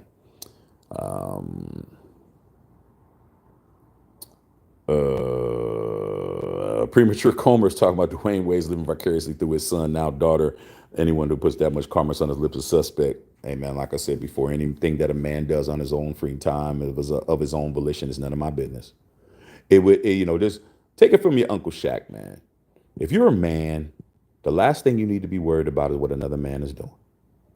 I mean, if you haven't learned that by now, you should learn that. Like you should be so busy with self improvement, you don't have time to be criticizing no other man and what's going on with him. And that's the biggest thing that's problem with a lot of you guys out there, a lot of you cats out there. You guys are too concerned about what another man doing. I've never been that kind of dude. I can care less what the hell you got going on. I don't care what you got popping. Okay? Unless you're trying to stop me, get in my way, prevent me from getting mine. We're both trying to get the same job. So we're both trying to get at the same girl. We're both trying to get the same promotion. We're both now. Oh yeah, I'm definitely taking you out. But what a man does in his own time, I don't have time to be worried about what he's doing. I don't care what you're doing. I don't care if you're living vicariously through your daughter's son. I don't care how much Carmex you got. I don't care about none of that. There's no man that I care that much about. I got too much time to be caring about myself. Okay. And I just see a lot of guys spend a lot of time gossiping about what another man's doing. Like, why do you have time to be worried about what another dude's doing? Doesn't make any sense. It's like I get in. So many people be concerned about what LeBron is doing and what this guy's doing. Like, come on, man. Dude, if you were doing everything you were supposed to be doing, you wouldn't even have time to be worried about what Dwayne Wade is doing. I think that he's doing this and he's living vicariously through his son, now daughter, and he wears too much Carmex. Like, you're studying that hard, bro? Now, if that's what you do, like I said, man, salute to everybody. Salute to the LGBTQ community. I'm not talking about y'all. I'm talking about the guys out there that swear on their life that they don't live that lifestyle. You guys are so ingrained in another man's business. You guys counting another man's pockets all the time. You guys are judging somebody else's girl. You're talking about what shoes he got on, what car he drives, how his hairstyle is. Why is he wearing a beard when he should be wearing a mustache? Y'all are really overly concerned with what another man is doing. I don't understand it. I don't have that in me. I can care less. Salute to every man that's handling his business as long as you're doing three things. The only time I'll get involved with what another man's doing is three things. If it involves kids, if it involves women being mishandled, and it involves the elderly. Outside of that, I don't care what you do. Okay? I don't care if you go in your kitchen and you take every kitchen utensil and place it in orifices in your body. I can care less. But a lot of you guys really care about stuff that's none of your business. None of your business at all. Okay? And like I said before, who raised you guys? Who raised you guys? You come on here, y'all say all kinds of crazy stuff, like somebody's actually typing this stuff out. Don't you guys know that I'm a whole man? Like, don't you know that I'm definitely a married man, okay, with a kid. I don't swing that way. Y'all be on here saying some of the most reckless and craziest things that y'all can come up with. And I'm like, you're not even worth my time talking to. You're not even worth my time talking to because I'm like, you're too concerned about what another man is doing. You should be busy, bro. I know as a man, I'm busy. All you fellas out there, if you too busy to be worried about the next person, put a 5 in the chat. You got a job, you trying to get more money. You trying to get that car. You trying to get that house. You trying to get that credit up. You're trying to figure out what you're going to do for the weekend. You trying to figure out what girl you about to call so you can go to this new Marvel movie. You trying to figure out what you're going to eat for the week. You're trying to figure out your workout program. You're trying to figure out your investment portfolio. You don't got time to be worried about somebody what they're doing, bro. You don't got time. But you guys got a lot of time. Okay. You actually typed that out. Okay. I'm just saying, bro. You actually typing that out, bro. I'm just saying, bro. What does Carmex got to do with how he's raising his kid? Like, what? I mean, those. Uh, is it me? You said.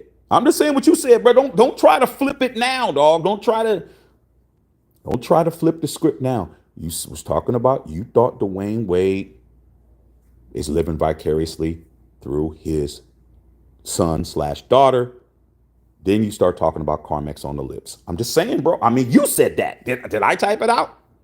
You actually typed out any man who puts too much calm. You typed that whole thing out, bro.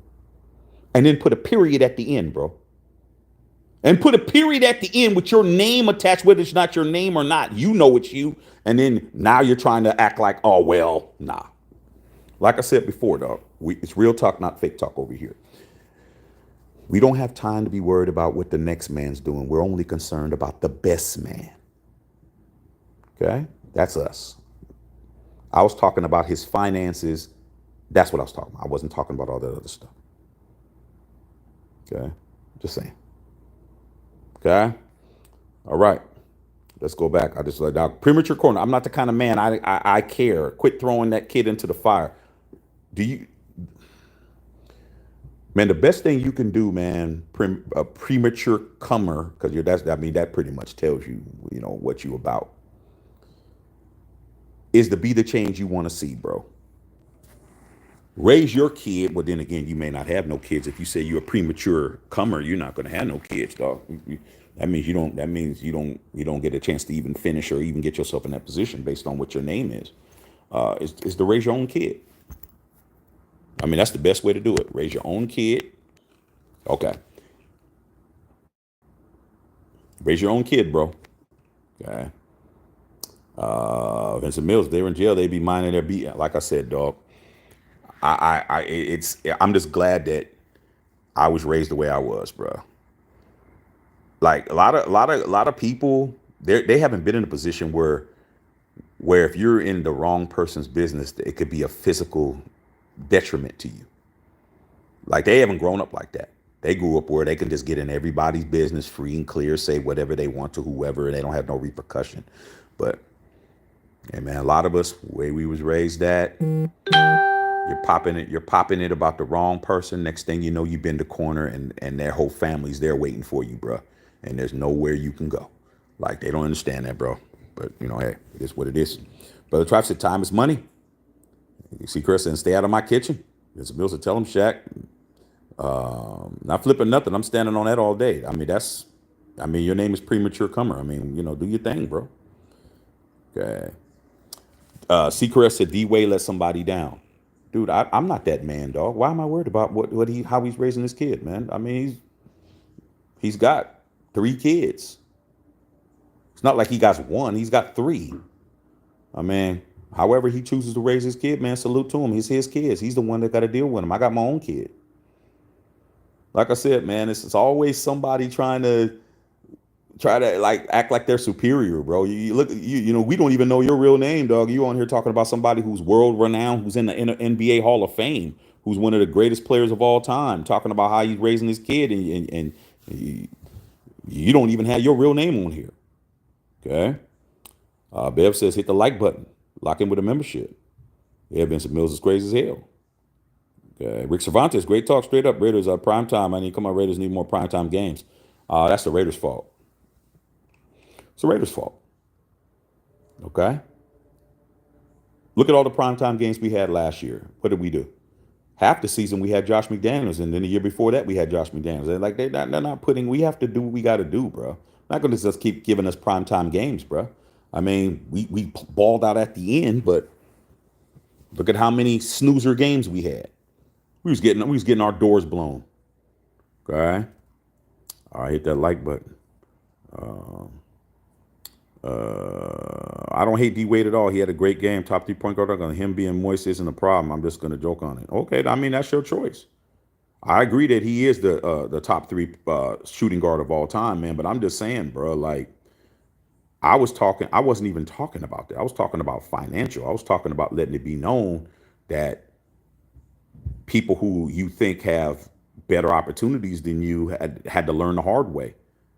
I guarantee you all them millions he blew because he was too egotistical to go and talk to somebody. He wish he had it now. Okay. You can never have too much money for retirement, but he learned how to manage his money. He had to learn the hard way. I mean, he blew money. I mean, Shaq did the same thing. Shaquille O'Neal came out. Are you going to say something about how Shaquille's raising his kids? Okay. Because I'm talking about money. I'm not talking about what you're talking about.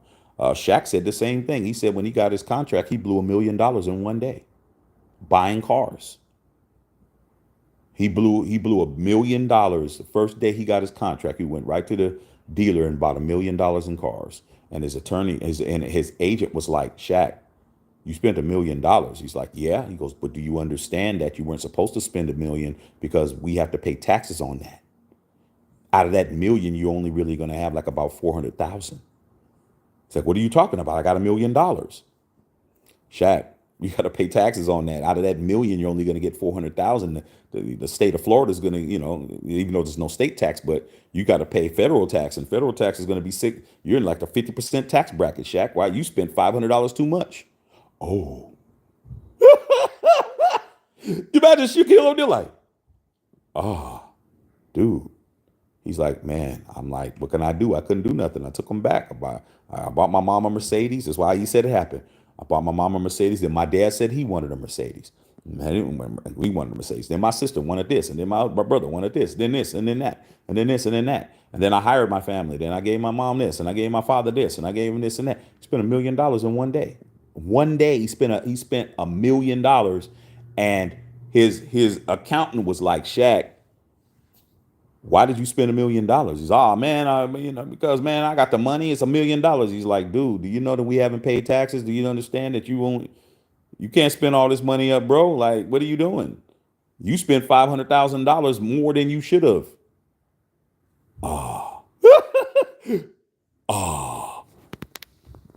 Like it's too late. Okay, just saying. All right. Rick Cervantes says Mouse McDummy blanked it up. Oh, without question. Without question, dude.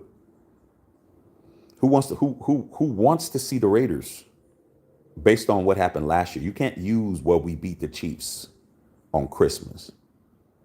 That wasn't Monday night. What did we do on Monday night? Sunday night we played well because we beat the Chargers 63-21. What did we do the rest of the year? All year we were getting our asses whooped. All year it was bad football. They're like, nah. Gotta earn that, bro. Gotta earn that. Sorry, man. But I don't miss Raider games anyway. It don't matter if they're on Monday night or not. I get to see them all. Okay. I know Raider guy, what's going on? Like the video. TP Bunder, you know what it is. C. Carrera, Dumbo. Yeah, I do have a problem with how Shaq raises kids. He said he wants his daughters to find a man that can run. I think it's best for side on lead with the heartbreak. Well, here's what I got to say about that, dude. I ain't going to say your name. I'm just going to call you PC because I don't think that's manly for me to be saying your whole damn name. No Diddy. When I say your name, I got to say no Diddy after. I don't view star athletes, superstar athletes, and rappers and actors and celebrities as leaders. They don't. They're not a leader to me. Okay. If they're not out here dealing with the everyman, they're not out here on the street, they're not out here helping these kids get an education, they're not out here changing the laws for unarmed black and brown men getting just killed by the police. They're not out here actively doing anything in these communities. How they a leader because they can dunk a basketball and they can run a 4.240. Like these guys aren't leaders in my community. I don't know what your community is, but you're obviously talking about two black men. So I would hope that you are from my community to be judging. But I can't tell because your name isn't vindictive of anything that I would want for all this political stuff for you to be. You might want to change your name if you want to try to be talking about these kind of things because people are going to look at you like you look at your name and it doesn't make sense. Sounds like you're just making jokes, but maybe you are. But I'll never follow behind what an athlete's doing. Okay. They have a skill set that make them millions and millions of dollars, but that doesn't mean they're a leader in their community. I don't see that they ain't Malcolm X. They ain't Martin Luther King. I don't know where y'all hero worship these people. I don't hero worship them. I appreciate their talent, but the day that I look for Shaquille O'Neal to be a leader in my community is the day that I'll be crazy as hell. How the hell is a 7'1", 330 something pound black man who is worth about 600 million being able to represent people that I know that get up every day and bust their ass to go to work every damn day, who are a check away from having everything collapse, living check to check. I don't know why y'all look at these dudes as leaders and you're so disappointed in how they raise their rich ass kids and how they wear their lip balm and all this crazy shit. I don't understand it, dog. I mean, like you guys really have it, really have it effed up. You really have it effed up, dude. Okay, as a grown man and as a grown woman, all you have is you. If you're looking for them to do something to show you what it needs to be done, you ain't doing nothing. It's obvious that you got a lot of things. You got a lot of anger, homie. You got a lot of anger, bro. Got a lot of anger for people you don't know. I'm pretty sure you don't know these people, but you got so much judgmental situations. I wonder how it would look if we could just take a bird's eye view. If I could just, you know how you can open your phone up and make it closer. You can do all of that type of shit by doing this. If I could just reach into the phone and open your shit up and see how you're living, I don't think you would like that. Okay. See Carrera, man. Yeah, that's crazy. Uh, Game 7 tomorrow. Let's get back to subject, man, at hand. Yeah, man. Game 7's tomorrow, man. It's looking good. It's looking great. Uh, Looking forward to it. On the radar guy, I miss some people.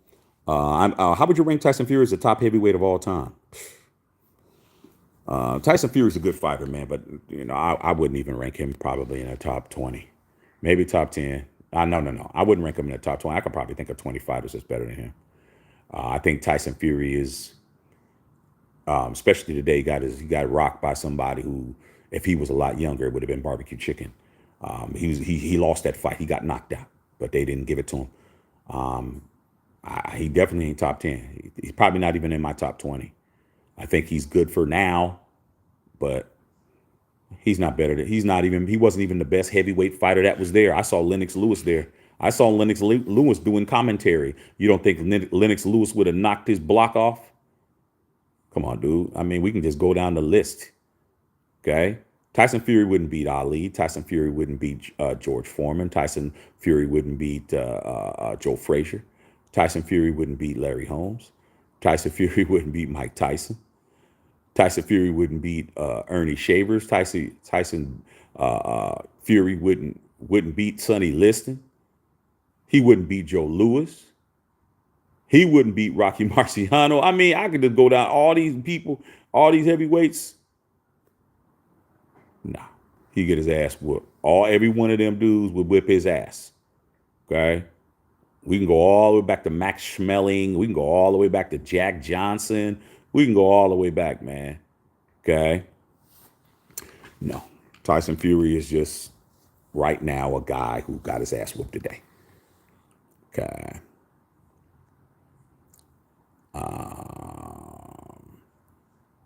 This guy right here talking about everybody's kids said, talking to C. Curry, yeah, I think LeBron runs his family, keeps his kids in their mouth shut at the press conference, unlike Curry, Steph Curry's kids. Steph Curry's kids are small, bro. Like, these Steph Curry's daughter isn't even 10 years old. I mean, like I said before, man, you can't make this up, bro. God. Yeah, I'll let you guys go ahead and handle that. I'll let you go ahead and have that, big dog. You go ahead and handle that. Unknown Reddit guy, y'all handle that. What else y'all talking about, man? Because I can go ahead and flip some channels. I'm really good. If talking unready, I'm just in here with Shaq in the chat, taking a break. Yeah, that's what it is, man. My sis chilling. She making her money.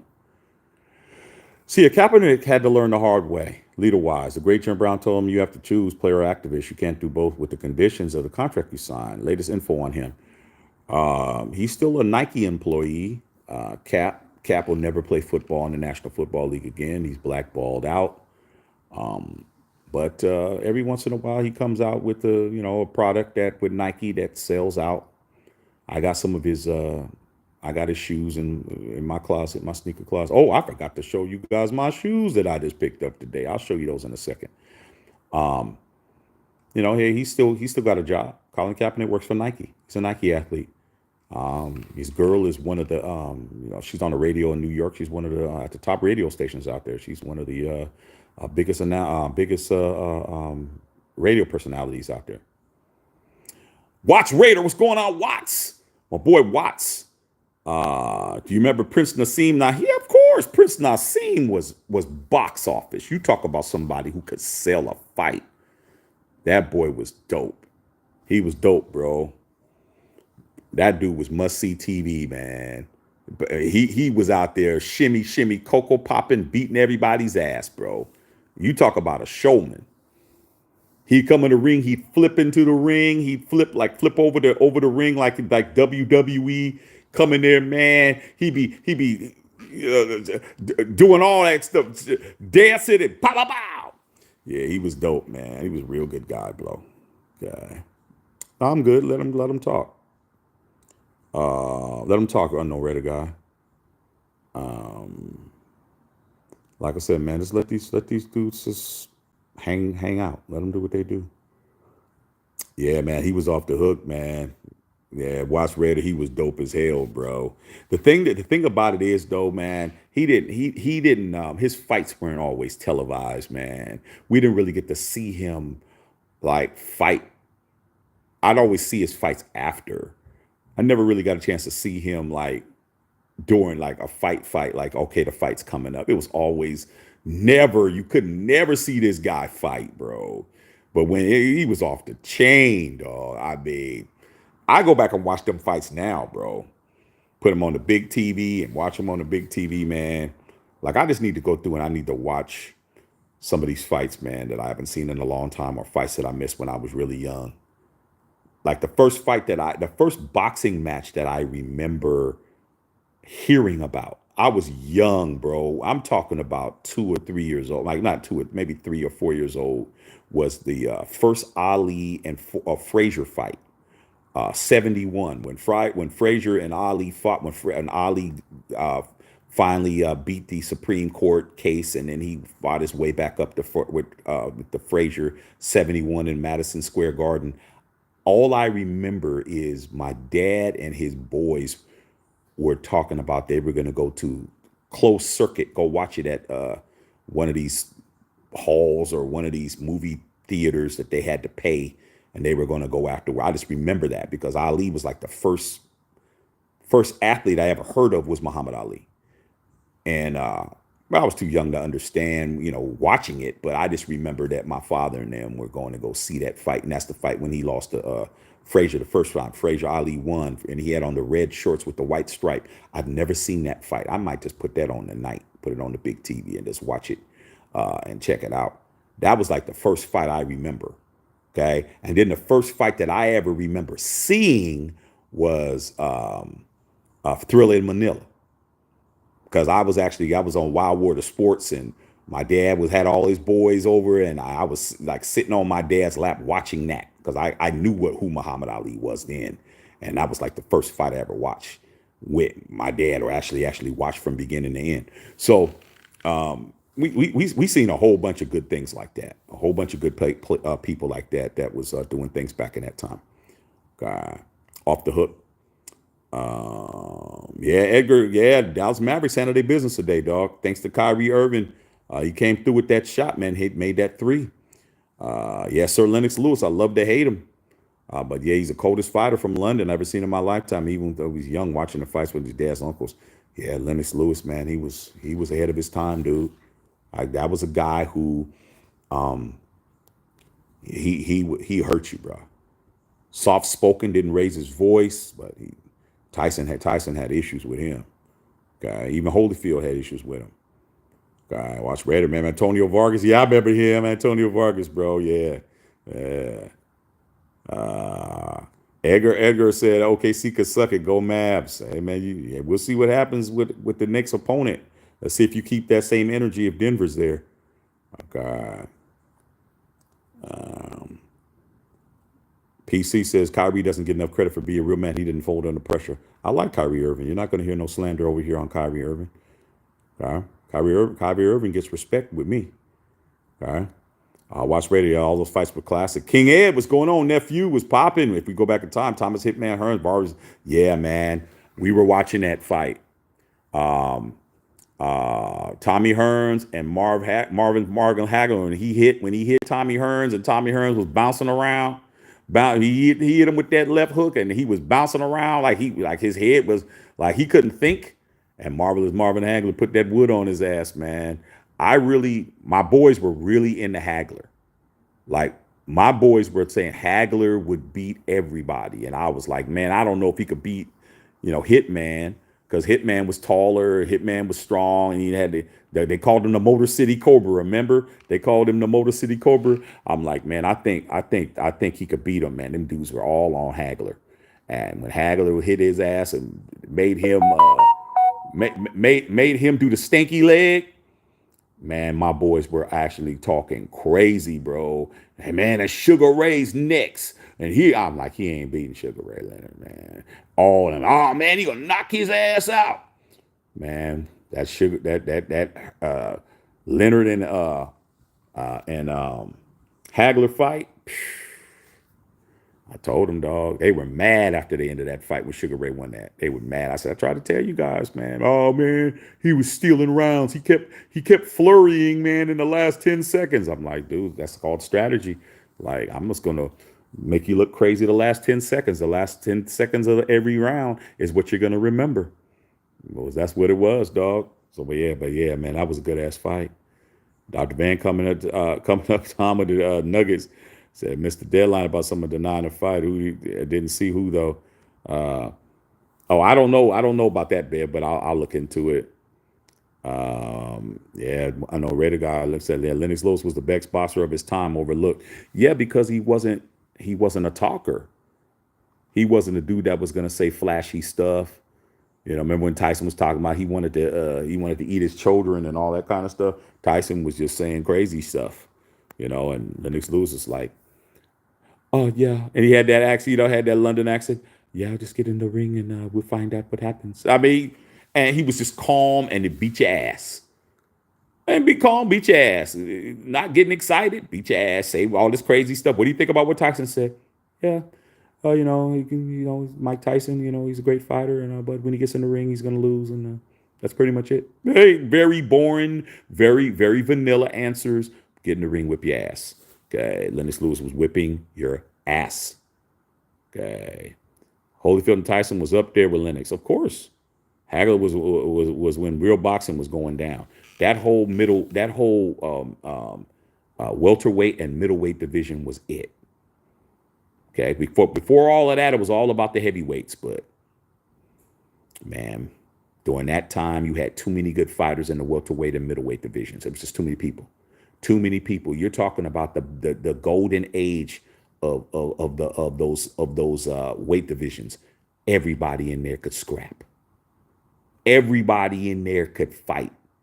You had Hagler, Leonard, Hearns, Wilfredo Benitez, Roberto Duran. You just had everybody in that fighting, bro. Sweet Pea Whitaker. You just had everybody and even a smaller division. Everybody could fight. Everybody could fight. Then you had Tyson and them up there. Then you had Pinklin Thomas, and then you had all these other dudes out there that Tyson was knocking the hell out. Razor Ruddock and all these. Man, boxing was it. It was it, bro. It was way it's supposed to be. Not how it is now, dog. A bunch of cats that's talking, avoiding each other, dodging a fade, ducking a fade. It's not the same anymore. Yeah, Tommy Hearns was a beast. Yeah, he was, man. Yeah, that Martin, man, that's a classic.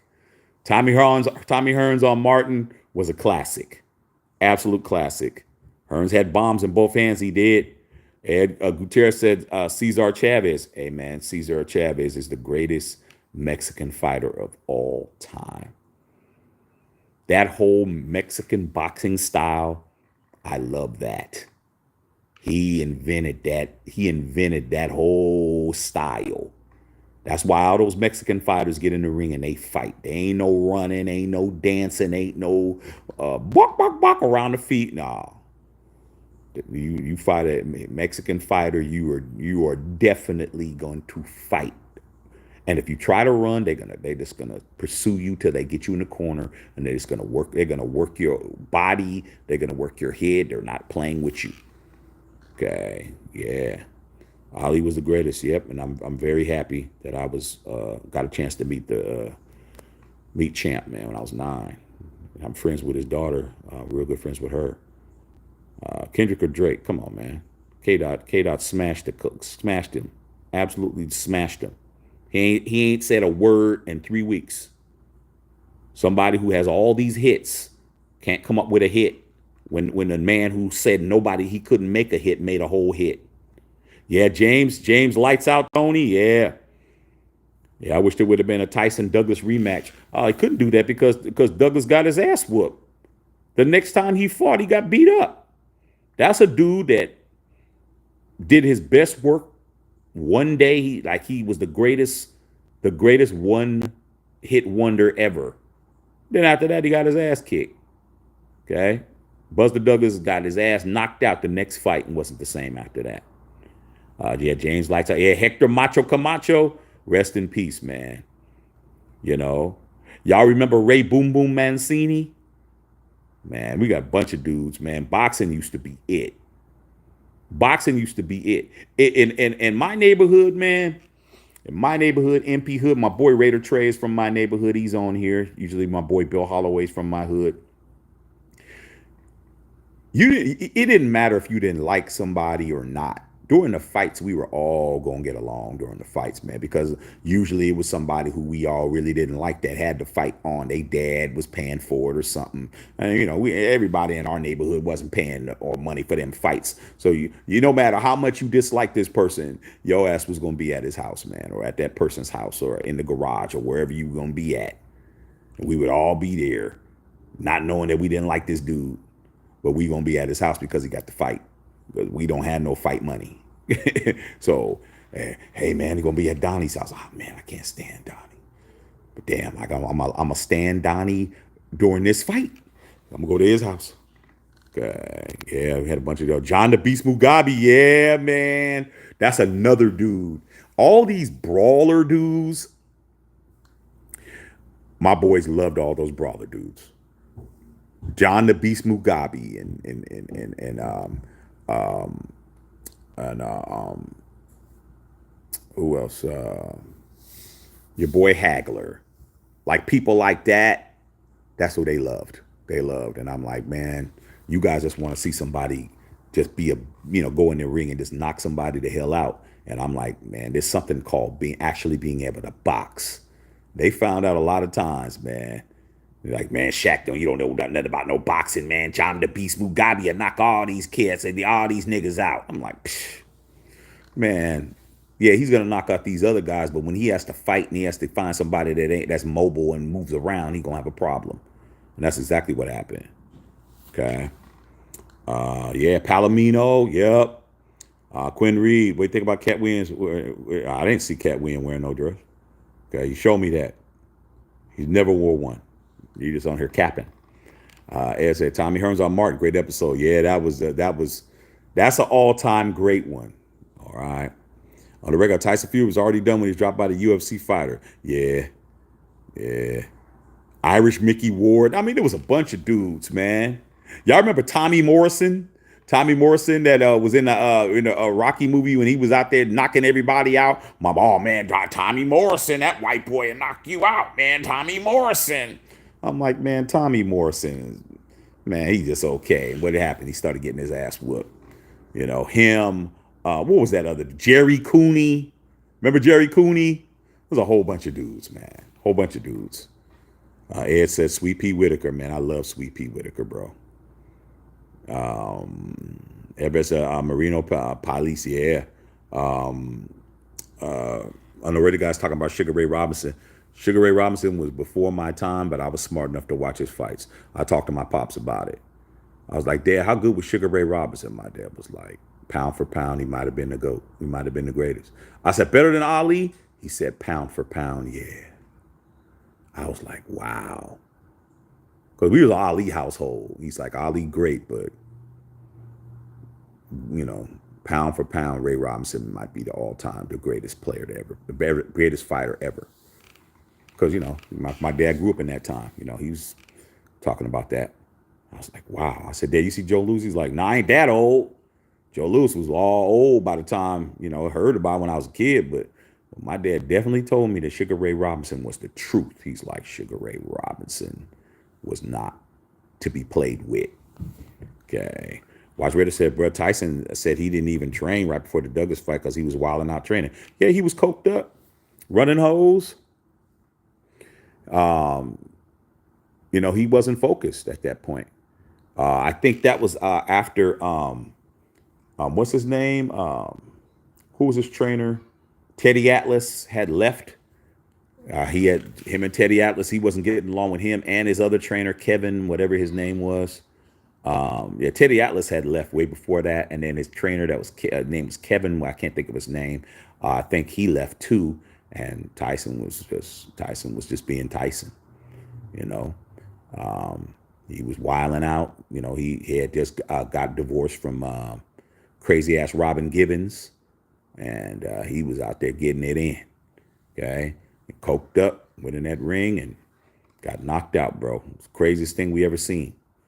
All right. Said Miss Hearns and Hagler, but at primetime Roy Jones Jr. Yep, man, Roy's the homie. Roy Jones' father and my father were stationed at the same camp, based together, and I interviewed Roy Jones Jr. And spent time with him, dog, and we had a, you know, Roy was a real cool brother, bro, real cool brother. Okay, gave my dad an autograph picture. I gave it to my dad. He has it hanged up in his office at his house. To my father. Because I told him, I said, man, my father told me that he knew your father. And he was like, man, what? I said, yeah, your father's name is blah, blah, blah. He was stationed in Pensacola, da, da, da, da. He's like, yeah. He's like, yeah, man, my dad knows your father. They were in Vietnam. And he was like, man, that's crazy. I was like, yeah, dog. He was like, so, yeah, man, yeah. Guard your body. Yeah, grab your gauge cage. You already know. Watch Raider. Slow count for Douglas. He was down for 12 seconds. Yeah, Tyson was done, dog.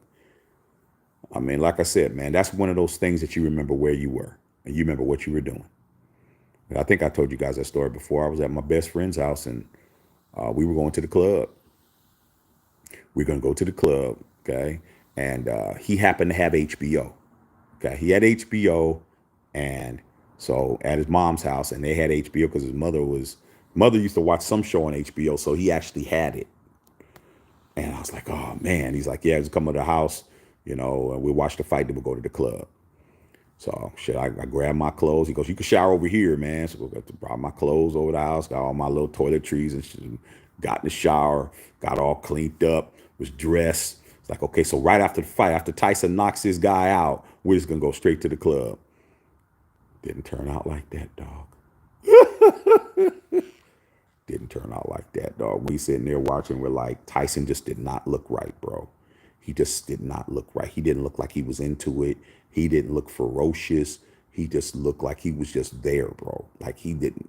It was the whole, for those of you guys who didn't see it, he just did not look right. Like, what's wrong with Tyson, man? Like, I don't know, man. Maybe just like, okay, I'm just going to beat this dude's ass and call it a day. Dude, when Buster Douglas was hitting him and he wasn't even moving out the way. And when he fell and got knocked down and he tried to get up and he fell. We were just like, I mean, the house was quiet, dog. I couldn't even say nothing. Counted his ass out. And I was like, we just was like this, like, oh my God. Dude, we went to the club. And I'm telling you, that was a night when none of them shooby doobies was getting any attention. The DJ was talking about it. That's all we did was stand around talking about the fight the whole night, arguing about it. Man, I think Tyson was drugged. I think this. I think that. Man, that's all we were doing all night, dog. It was like girls are like, are y'all gonna try to get at us and buy us drinks and dance with us? And I'm like, man, we ain't worried about you. Tyson lost. Justin saw, hey, Shaq, you watch wrestling, like WWE, all that? I got into it a little bit, man. I know a lot of, people that are really, really deep into it. But when I was watching it, man, I like the old dudes. Jimmy Superfly Snuka. I used to like him. Rocky Johnson. Not The Rock. Rocky Johnson is Pops. Okay, I used to watch Rocky Johnson, Dusty Rhodes, like them older cats. Roddy Piper. You know what I'm saying? Okay. Ric Flair. I'm talking about like those ages. Andre the Giant, way back. Not all these new dudes. Not all them new guys. I was already doing too much by then. I had other things going on to be watching SmackDown and all. I was already, the only thing I was smacking down was somebody's cheeks. Okay. No Diddy, and it was a female. All right. So I wasn't, but when I was younger, yeah, all those other guys, man. Yeah, I was definitely watching them, man. Junkyard Dog, and I go back with those eras, man. Hacksaw Jim Duggan, like back in those days. Yeah, Mickey Ward, yeah, he was very scrappy. Tommy Guns, yeah, Rocky V, George Foreman, yeah, George Foreman would beat the hell out of Tyson Fury. Unalready guy. Didn't know so much about Floyd Mayweather Sr. He was good. Floyd Mayweather Sr. was good at times. I thought Roger Ray Mayweather, who was Floyd's trainer, who his uncle who passed away a few years ago, had a better career. But Floyd Sr. was a pretty good fighter, bro. But Sugar Ray beat his ass. Sugar Ray beat Floyd Mayweather Sr.'s ass. So when a lot of people say, hey, Shaq, do you think Floyd Mayweather Jr. would beat Sugar Ray Leonard? I said no. I think Sugar Ray would beat Floyd. It would be harder because Floyd is definitely an all-time defensive fighter, but I just think Sugar Ray would have found a way to beat him. But yeah, he was good at times, and then at other times he wasn't so good. Okay. So yeah, you remember when your mom got you some Sugar Ray Leonard boxing gloves when you were a kid? They were probably Franklin gloves, because I remember he had some Sugar Ray Franklin gloves. Watch Raider Sugar Ray had power and speed, but a lot of his fights were not recorded. Yeah, my dad told me that too. Canelo versus Crawford, I think, was the headline. Yeah, Canelo don't want to fight Crawford. I don't think Canelo want to fight Crawford, man. Terrence Crawford's is a beast. Watch Raider, man. Yeah, Foreman's all-time great. I do remember his title comeback. Ray Jones, cocaine's a hell of a drunk. Yeah, faded. Okay, watch Raider. Roy should have never came back to fight him the last two fights. He was undefeated before that. Yeah, it's hard to tell a fighter they can't fight anymore. Yeah, James Lights Out Tony. Y'all remember Carl the Tooth Williams? Yeah, I remember that. Williams, yeah, Carl the Tooth. Yeah, he got his ass whooped. Yeah, Jamie Foxx. Yeah, that was funny. King Ed, Golden Era Boxing was for me the 70s and 80s when I graduated from Marine Corps and Boot Camp Kenny Norton, ex-Marine. Yeah. Yeah, Ken Norton broke Ali's jaw. Ken Norton beat Ali. Ali only fought him one time, and Ali had to get his jaw wires shut. I remember that. I was upset. I was upset that I had heard Ali's jaw was broke. I was upset. But yeah, Ken Norton, senior. Okay, yeah. Roy Jones. Okay, Jared Big Baby Anderson. Oh man, yeah, there's a bunch of them. Keith Norton, his son was in my platoon. Oh wow, wow, that's dope. Okay, I know. Your boy Keith Norton's sister, Keisha Norton. Okay, watched Raider Roy could have finished with a better record with Floyd. Yeah, but you know how it is. Biggest upset in boxing. The world was in shock. Yeah, the Macho Man. Yeah, yeah, Macho Man Randy Savage. Okay, look at me, Gene Okerlund, the Macho Man Randy Savage. So love them dudes, bro. Love them dudes. Yeah, Chief Strongbow, was a bunch of them. Hulk Hogan, Macho Man, Randy Savage, Sting, Stone Cold, Four Horsemen. Yeah, a bunch of them, dog. I like their. That's when my time was, bro. Okay, Ultimate Warrior, yeah, Bret Hart, Mad Dog. So yeah, it was a bunch of them, man. Great Kabuki. Oh yeah, I remember Great Kabuki. You know, Bev said, random question. Try Oreo Cakesters. Just saw the commercial. Okay, I'll try it out. Dudley Boys, $1 Million Ted. Yeah, the $1 Million Man, Ted DiBiase. I remember him, dog. $1 Million Man, Ted DiBiase, man, off the chain. There's a bunch of them. Ali versus Marciano. Who do you got? Marciano's before my time, but I always ask my father. I always ask my father. And I think my dad said that Marciano would win that fight. My dad said, as he goes, I think Marciano would win that fight. And I know that they had did a computer simulation back during those times, but they had the IBM computer, the big blue computer, and they did like 100 something simulations, and Marciano would win that. So that's what they were saying. Even my father was like, I think Marciano would have beat him. I think Ali would have won. I think Ali would have won. You give me a Cassius Clay. You got to remember, man, that dude was not fighting for like 5 years. You give me when he beat Litson the second time, and I don't think Marciano could handle Ali, bro. Ali was fast. Ali wasn't a brawler. I think Marciano would have been trying to pursue him, and Ali would have jabbed him to death. Okay, that's what I think. But I didn't see Marciano. Yeah, I see you guys. Let's get the likes up. Hey, man, we want to keep everything at 50%, and we're above 50%. We're working up. We should always be at 50% viewers and likes. As long as we're up above 20%, 50%, I'm good with you guys. Yeah, it's a bunch of you guys, man. You guys are talking to all these people. Watch, I think Ali's problem would be faster. Rocky had that power. I think Ali would win on his speed and his agility, but he needs to stay out the way. Because my dad definitely told me Rocky Marciano was a monster. Like he just knocked your block off. But like I said, that was before my time. Yeah, I think Rocky Marciano might have died before I was born, if I'm not mistaken, or maybe I was a few years old when he died. Because I don't remember him being alive when I knew boxing. I think he died in a plane crash or a car crash or something like that. Something happened to Rocky Marciano. That Ric Flair Arco Arena is sacked when a good bad guy kissed through a drink and he got escorted out of the arena. Yeah, Ric Flair is one of my favorite guys. And that fight would have went 12. Somebody said Billy Screaming Eagle. Yeah, there's a bunch of dudes from back in them days, man. I wanted to know anyone from the chat that ever tried to Mario Cakesters. Somebody let my sister know. She's curious about these Cakesters. Almost had to fight. Marciano passed right before. Okay. Like I said, I knew Marciano died. Plane accident. Yeah, I like I said, before my time, but it's still, even though it's before my time, it's like it's important to know. Like, how do you know how well you're doing if you don't have history to tell you how well you're doing?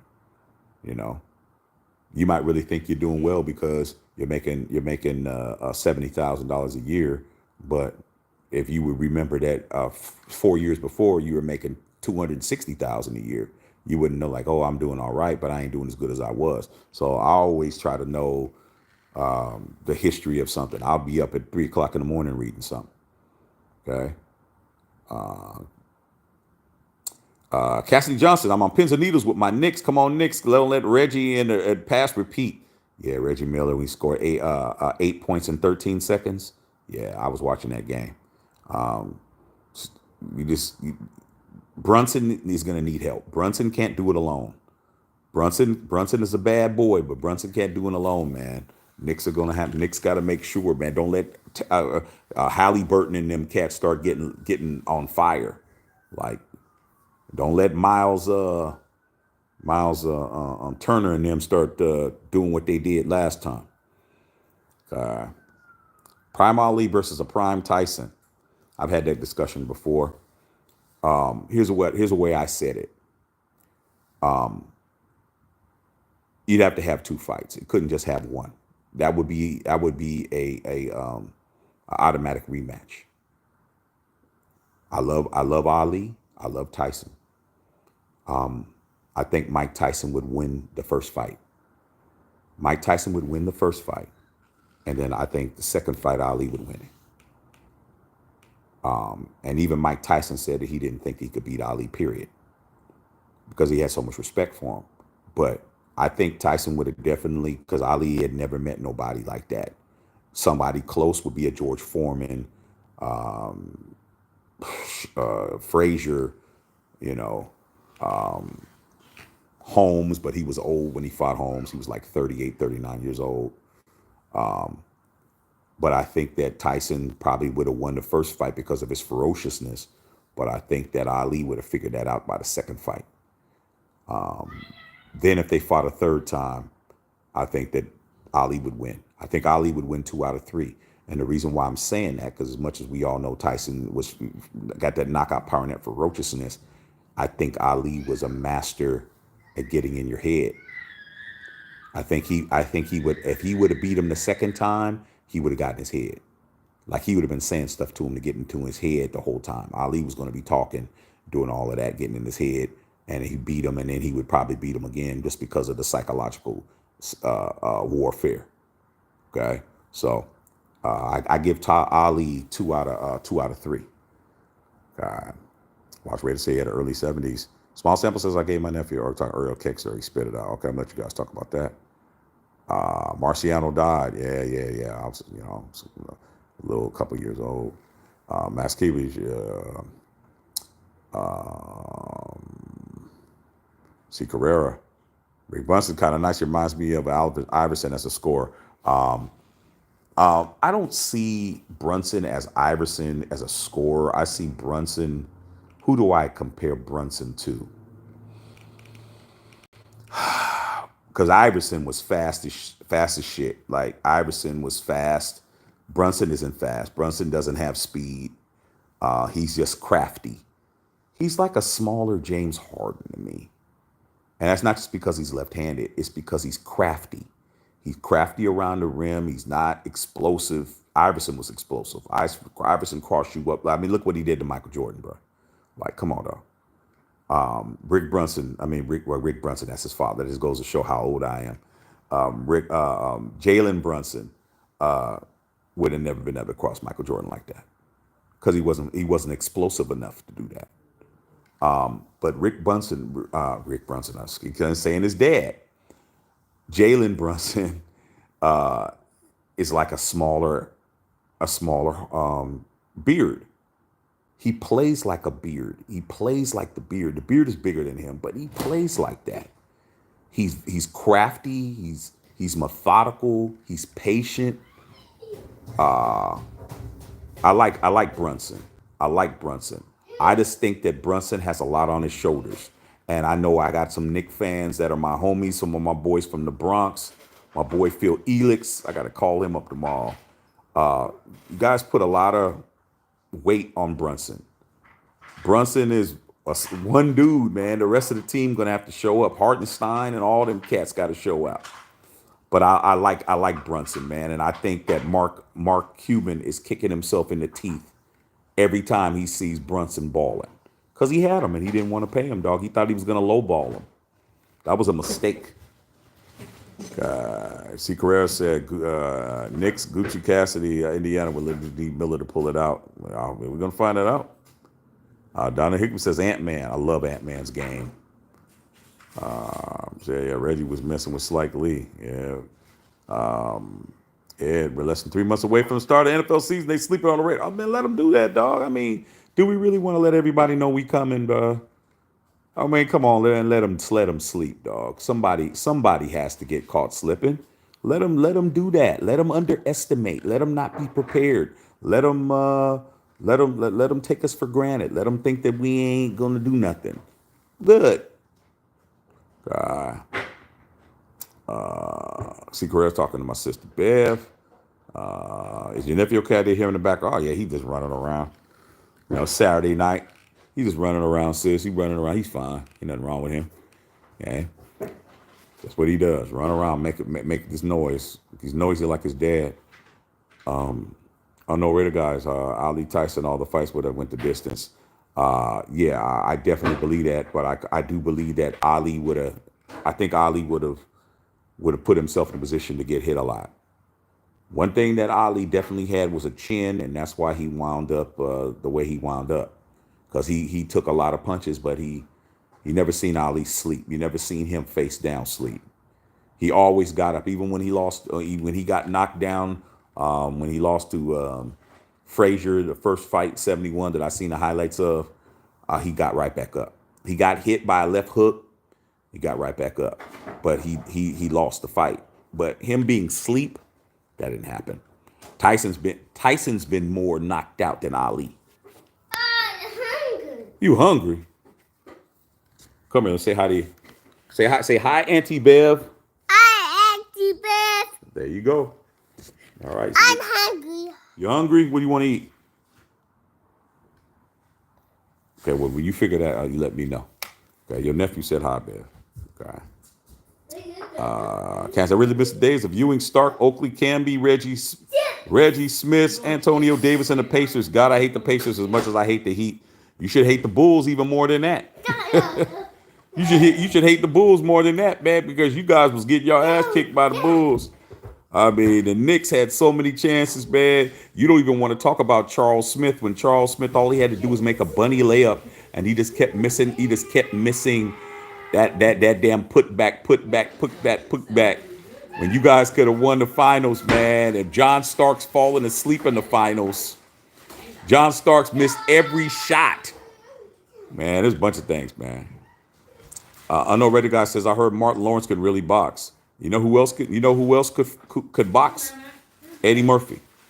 Eddie Murphy could box. Him and Charlie, both of them dudes could box because their stepfather, Vernon Lynch, he was a amateur boxer. He taught them dudes how to fight.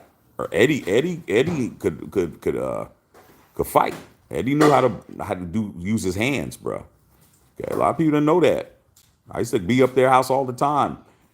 Go to the fights up at his house all the time, dog. Get called a hey Shaq, you're gonna come and watch the fight. Okay, be up there at Eddie's house in their viewing room watching all those fights, bro. And Eddie would be like breaking that whole situation down. All his stance, this, that, blah blah blah blah blah. Eddie had hands, bro. He just never had to fight nobody. Okay, every time Eddie was getting ready to get into a fight, Charlie jump in. Okay, but Eddie could fight. Eddie got boxing training, bro. If you watch, what's the movie that I seen him? What was it called? Remember I Spy that he had? He did I Spy with who was he in that movie with? Who's that dude? That dude that has had the hump in his nose, man. The blonde dude. What's his name? Luke, whatever his name is. When you see him in the ring and he was over there talking crazy and he was beating that dude up, Eddie got hands. Okay. Plus his nephew is a professional fighter. Bev talking to Bev. I mean, I know Redder guy. Yeah, Eddie was a boxer on I Spy. Yep. Eddie got hands. Okay. Martin got hands too. All right. You'd be surprised some of these dudes could really move their hands and really do something, dog. Like, don't play around, man, with some of these cats, man. They could really fight. Okay? A bunch of these dudes could got good with their hands that are out there. A lot of these guys ain't good with their hands, but Chris Brown good with his hands. Chris Brown's good with his hands, dog. Blueface good with his hands. LL Cool J good with his hands. Ask Jamie Foxx with Any Given Sunday when LA beat his ass. Okay, some of these dudes really got hands out here. Some of these actors and these dudes got hands for real. Okay, some of these rappers got hands. Who else can I? Oh, he got his ass. Jamie Foxx did get his ass whooped. Trying to figure out who else was there, out there that could fight, who got the skills to get in their ring and could have really did something. Who else can I think of, man? I think I pretty much said. I know Blueface got hands. Chris Brown got hands. Eddie had hands. Now these guys are in their 60s now. Martin Lawrence had hands. LL had hands. Who else? Y'all remember that rapper back in the days named Freddie Fox? Back in the 80s, Freddie Fox had hands. He was good with his hands too. Who else, man, could I think of? Any other rappers or anybody that I could think of that had hands like that?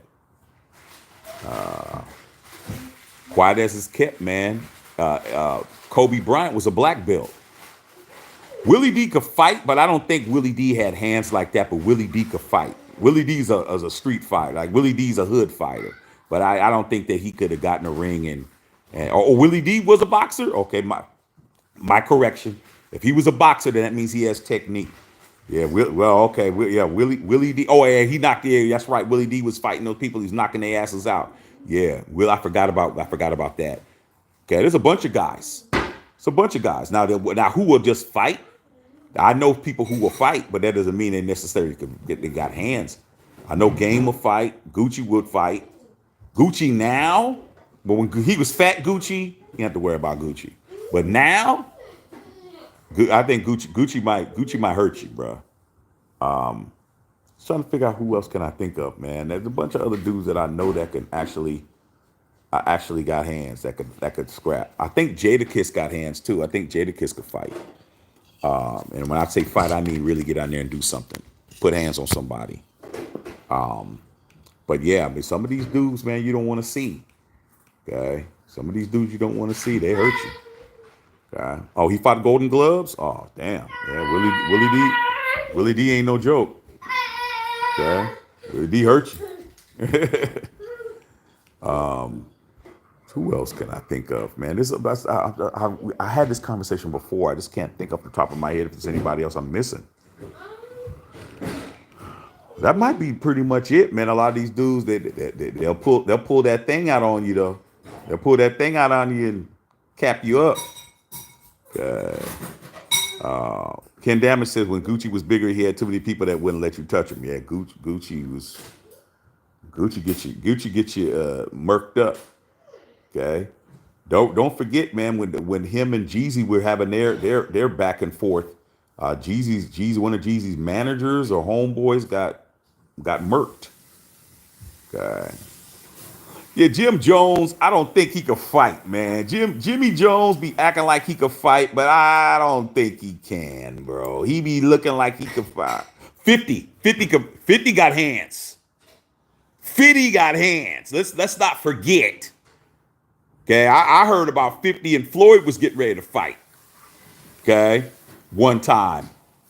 I think Floyd would win, but 50 could fight, bro. 50 actually was a boxer too.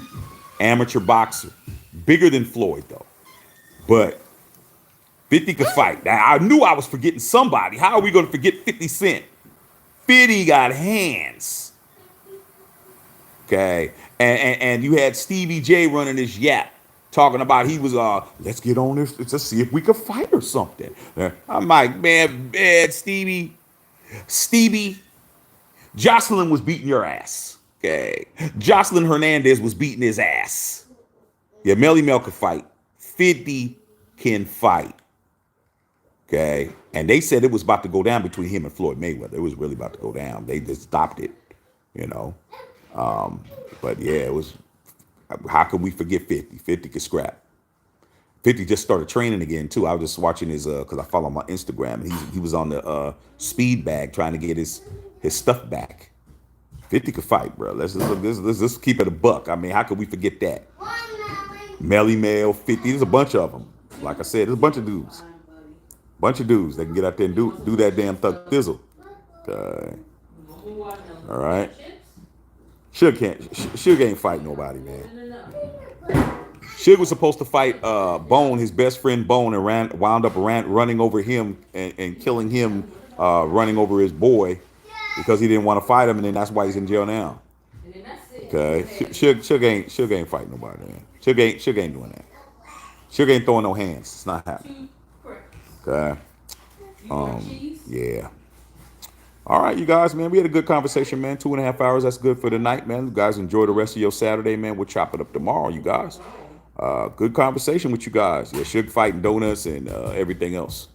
Okay. Holla at y'all tomorrow, man. Good conversation, you guys. Love y'all. Matthew Shack Unfiltered.